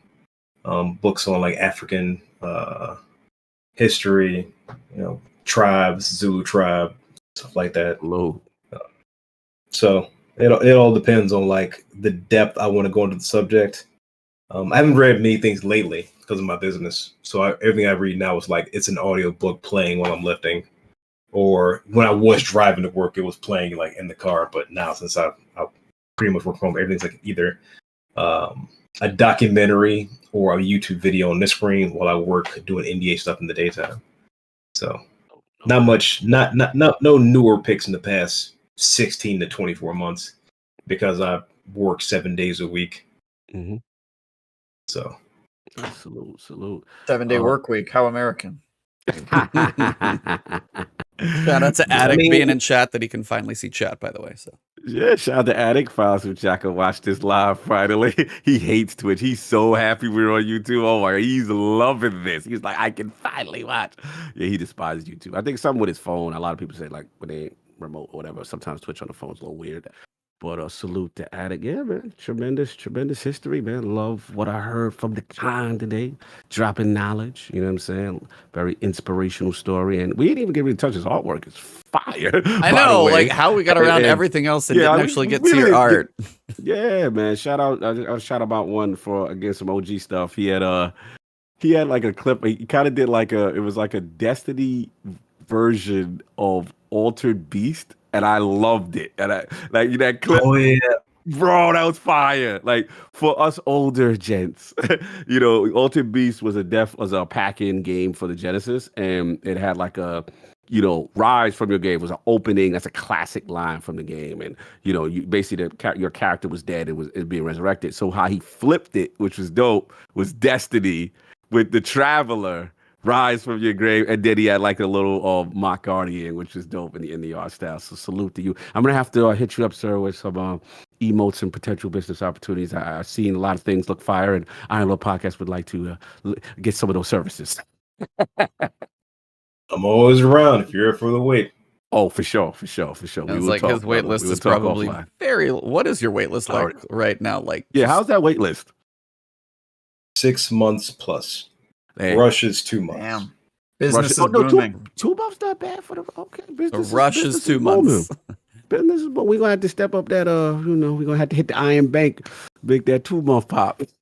I'm gonna talk I to think Saul. we get priority as being on the show with him. Oh, we get the VIP. Get like a fast pass. I think. We got the something like that. self-imposed The Disney. VIP. You got to pay the $200 for the Disney Fast Pass ticket, and then the Fast Pass on top of that's another $200, and then we can talk to him directly. Oh, no. Okay. I mean, once I get my booking fee for this show, I mean, sure I'll make Yeah. it happen. Yo, he got. I don't handle. He handles. He's good there. He's good. Yeah. Yeah, he's the big YouTuber here. He handles Yeah. all that stuff.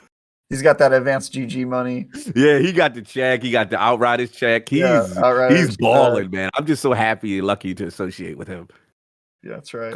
That's Said the real dude cute coming with from the the Last scepter. Stand media Yeah. guy and the sure Yeah. mic that's like, what's up, dude? This is nothing. What do you mean? How much that mic cost, Cog? You don't even know. He doesn't know because he didn't buy it. That's right. You living that. I He's know living that nothing life. you speak of. I know nothing you speak of. I'm over here sitting on a TV tray. Anyway, let's close out the show because we're moving on. Too much pocket watching going on, so we got to move on. Let's go. Pocket watching. That's good. No, I wanted to kind of ask though, like, as I know we didn't get to your art, which I don't know how we managed to get around your art so much, but it's actually been kind of a fun show to chat with you no matter what. But I did want to ask on a couple, like, do you have any like favorite? I know you have one favorite project, so I know which one because I remember that one specifically. But any other like top emotes, stuff that kind of like you started goofing around and it really came together well? Just any favorite pieces that you've worked on and any stories behind them that you've got that have, because you've done a ton of emotes, but like whether it's an emote that's just like, dude, I nailed that one, the piece, whatever you got. Just kind of curious, any favorites of your work that you've done? I know you've done a ton though. When you spend all day making steaks, they all look the same. So all the emotes end up looking exactly the same. I made over 5,000, so they're all just. I don't even think about making them anymore. I'm on autopilot. It's like muscle memory almost in a way. I got the process down to like 20 to 30 minutes for one. So What do you think Yeah. about these, Con? these what? These little art pieces I got here. Art pieces he got behind him. Have you seen these? These raid art pieces? They're one for each of the. Oh raids yeah, we I've got. seen them. Yeah, Yeah. I like them. Nice. Salute. Well, the one that you did for charity, I was going to say that one's really cool because your collab with one of the guys that, you know, kind of got you back into it. How did that go? Because it's one that you both worked on. So how does like a piece of art actually work? I wanted to ask about that. Oh, I drew one full like version of it, and then I chopped it in half and sent him the other version, and they drew the other half. Oh, really? That's cool. Okay. That's cool. Nice. Yeah. So pretty easy. I mean, that's the only piece of art I own that I actually had framed or printed out, for that matter. Everything else is a Shaw Brothers poster or a Samurai movie poster, or the one time I was on DCP, they had like all the portraits on that one. That's what they have like framed in here. Oh, Ash, when she does her art, she always does. Yeah, hers is really cool. So jealous of you guys. That I ain't gonna admit that one. The DCP. That's like the Hall of Fame, man. I'm like, damn. One day I'll get a call. Baby. Yeah, Ash is I love Ash. On DCP. Yeah, Ash. Oh, amazing. Like I love like when you got your bro. That was so dope because it was your face reveal. And I like how she did the split with the oh, that was so fire. She did like kind of a cheetah armor setup, which was really, really cool. So it looked like it was like straight out like Leviathan or something. It was dope. It was dope. So Kai got his immortalization as well. That's what's up. Very good job. Oh, that wasn't the first time Ash drew me. Like Ash, we've been trading art for like a few years. So oh, nice. it was nice to get like the official up of me as the Drifter. nice. Nice. They Ash make is a great beast. drifter. If they ever do a live action, you should. Yes. Oh, it was hilarious when they dropped the trailer for that season. My buddy screen capped the pictures. Like, I didn't know they jacked your likeness for the new season. I was like, what? Beanie, open that yeah. Yup, I can see it. All right. Salute.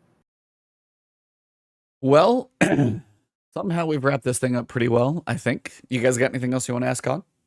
No, man, we killed it, man. We kept it there for a good time. Great story. Like I said, love the passion, love the journey. Really good to hear, unique stories. And, to me, not besides the talent, which is immense that he has, you know what I'm saying? I love the perseverance. I think that is something a lot of us can take note of and use that for motivation, and physical, mental, you know what I'm saying? Health, all that stuff's important. So salute to the YungKhan. Came by the campfire, killed it today. Travis, got anything else? No, that's good. It's awesome to meet a guy who does awesome work in the community as always. And you're probably the most zen guest I've ever Yes. on the show. Yeah, very, very yes. Yeah, you carry a lot of like gravitas and wisdom with you. I feel like you're gonna after this podcast, you're gonna like climb on top of a mountain and like sit cross-legged and start like hovering like 6 inches off the ground or something. Yeah, like, meditation hover. Yeah, the Connie boat. The hovering con emote in. I can see that. Enlightenment. Yeah. So yes. You remind me of this other mentor I had. What was his name? Yoda. I'm just kidding. Anyway, nice to meet you, man. That's cool. Yeah, seriously, man. You are I guess that's kind of one of those is you've got all your stuff together. So you're chill, you're confident, you're humble, and yet there's so much that you've accomplished and that you're capable of doing even now and what you've overcome. It's very, very refreshing to see somebody who's not boisterous or anything like that up there, just like works their butt off and is pretty much as impressive of what they do and what they've been through. So just wanted to thank you for sharing your journey with us and also just being here with us for a couple hours in this ridiculous Destiny podcast that we do. Yeah. It's been my pleasure. I'm glad I woke up on time. Salute. No kidding. Me too. Well, as we wrap up, he's probably not going to say anything because he's too humble, but we still got to give him his chance to do it. Where can people find you? What can they see you? If you got any like theme days going on streams or what to do, where do people find you if they haven't seen you before? And what do you typically do? Actually, this is a pretty good time. So you can find all my links on conartist.org. At least to like everything I do. But the first of next month, we'll be celebrating my 4-year anniversary on Twitch. And my first year partnered celebration. Nice. So I'm live 7 days a week. Tonight is Free Mode Friday and movie night. We watched 2 like really bad movies on Amazon Prime. Nice. I like that. Nice. Let me see what else is there. I'm here for that Woo Wednesday though. The Woo Wednesdays is what I'm about. Woo Wednesdays, or every Wednesday I play Wu-Tang, and like one Wednesday a month I play like old Kung Fu flicks. When I'm gonna get the Liquid Swords album, sir? I didn't see Liquid Swords. That plays literally every Wednesday. Okay. Oh, because I'm like, I saw Ray. If you need the link to my Wu-Tang playlist, I can send it to you. Yes, please. It's like 80 hours long. Woo! Wow, I love this. I can talk Woo with this man. Let's go. Real quick. Favorite Woo member. Who's your number one? It's the Jizza. It's the Jizza. Oh, it's easy. It's the genius. It's the genius. Let's go. Yeah.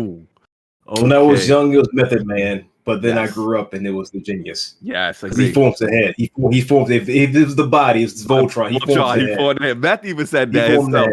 Salute. He forms the head. Yeah. Super underrated MC. Sorry, my Caucasian friends. We have to break off into this. No, I'm here for it. Actually, Wu-Tang is for everybody. It is. Yeah. Right. I'm Jizza, no doubt. Oh man, what the MC? Okay. All right, we gotta stop. This is gonna go too long. Moving on. No, I was like, I think that's it. I think I don't have any more links. Yeah, that's it. I'll probably be giving away another tablet that week too. I give away a tablet every month, but I'll probably giving away another one for that celebration week. I give away like a nice drawing tablet every month because I know how hard it is to start art without a tablet, and I give away a pretty nice one because being creative and like having money, they always go hand in hand. If I can like grease the wheels, I try to every month. So They rarely You're up go for hand that. in hand, so good for you. No doubt. Oh no, yeah. You guys make it fortunate enough for me to do that. So Salute. Well, Travis, you got anything we can maybe expect from you, or a date in the future where you're like, hey, fun stuff's coming? Yeah, well, I think Jizza is great in Wu-Tang. My bad, Trav. My bad for profiling. as we whites call him GZA. Yo, you stupid.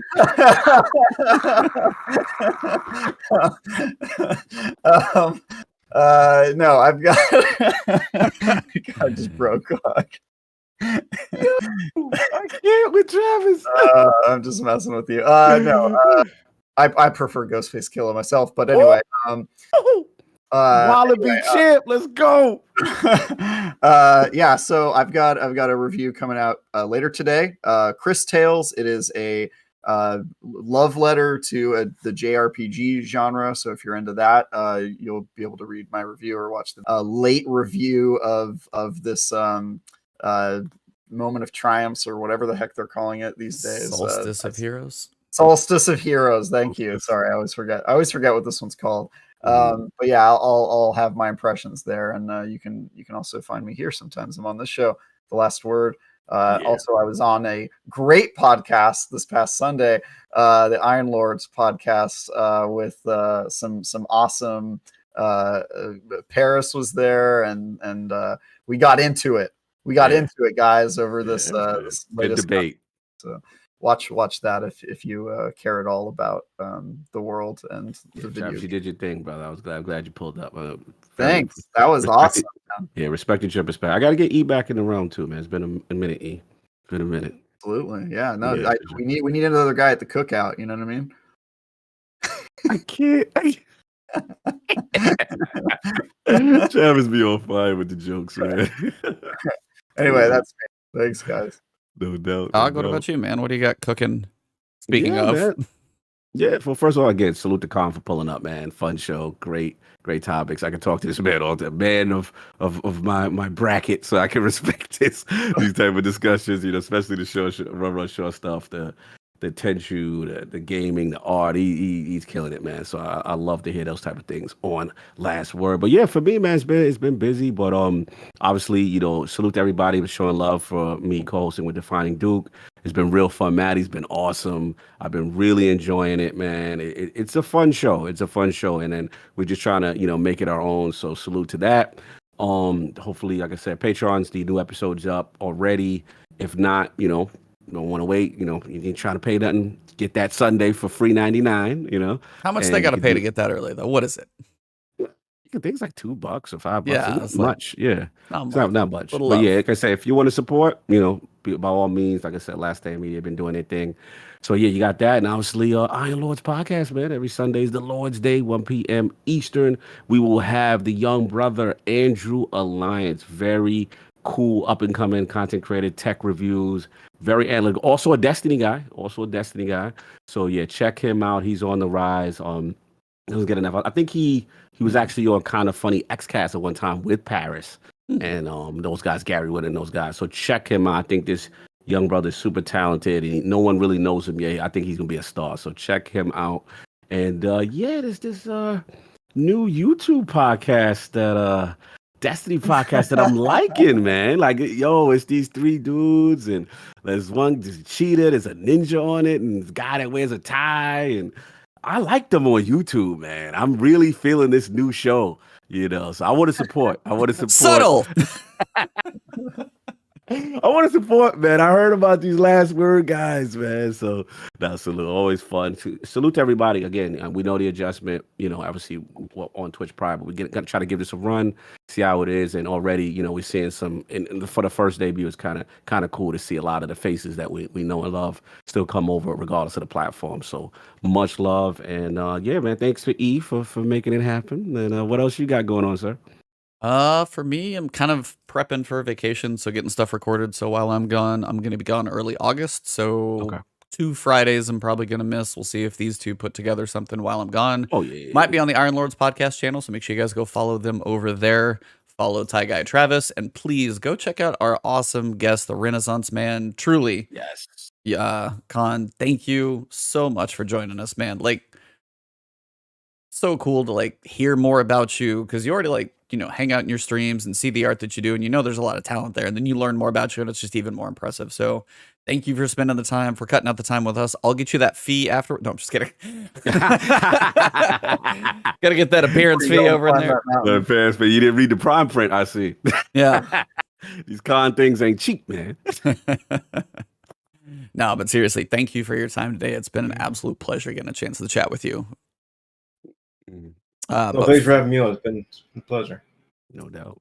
But that's pretty much all I got. So yeah, for me, it's Ebontis, you know, Twitch, Twitter, YouTube, apparently all of the places. So if you guys find anything from me, thank you guys for always hanging out, of course. If you guys are watching this on YouTube, you ever want to hang out, we always appreciate having all of you guys in here. But for this episode, we'll probably wrap this one up here. It's not Twitch, so we're not going to go raid anybody since I can't do that. Some things they got to work on, but there's some cool stuff over here. So feature, yeah, it'd be cool to know if you could send somebody off to somebody else. But for this episode, number 159, very good one. Next week, we're going to have Drewski on, so definitely going to be Incognito's sandbox bag. PvP guides. I'll just like start the podcast and walk out of the room, and these two will run it. So we're gonna be talking. That's gonna be great. Oh, we're gonna do my segment again too. Okay. Yes. Yeah, that segment may apparently make a begrudging return. Other than that, today's episode has been a blast. Thank you guys for all the fun, the laughs, chat. You guys have been great. And Sir Khan, thank you. So for episode number 159, we appreciate it. And it has been the last word.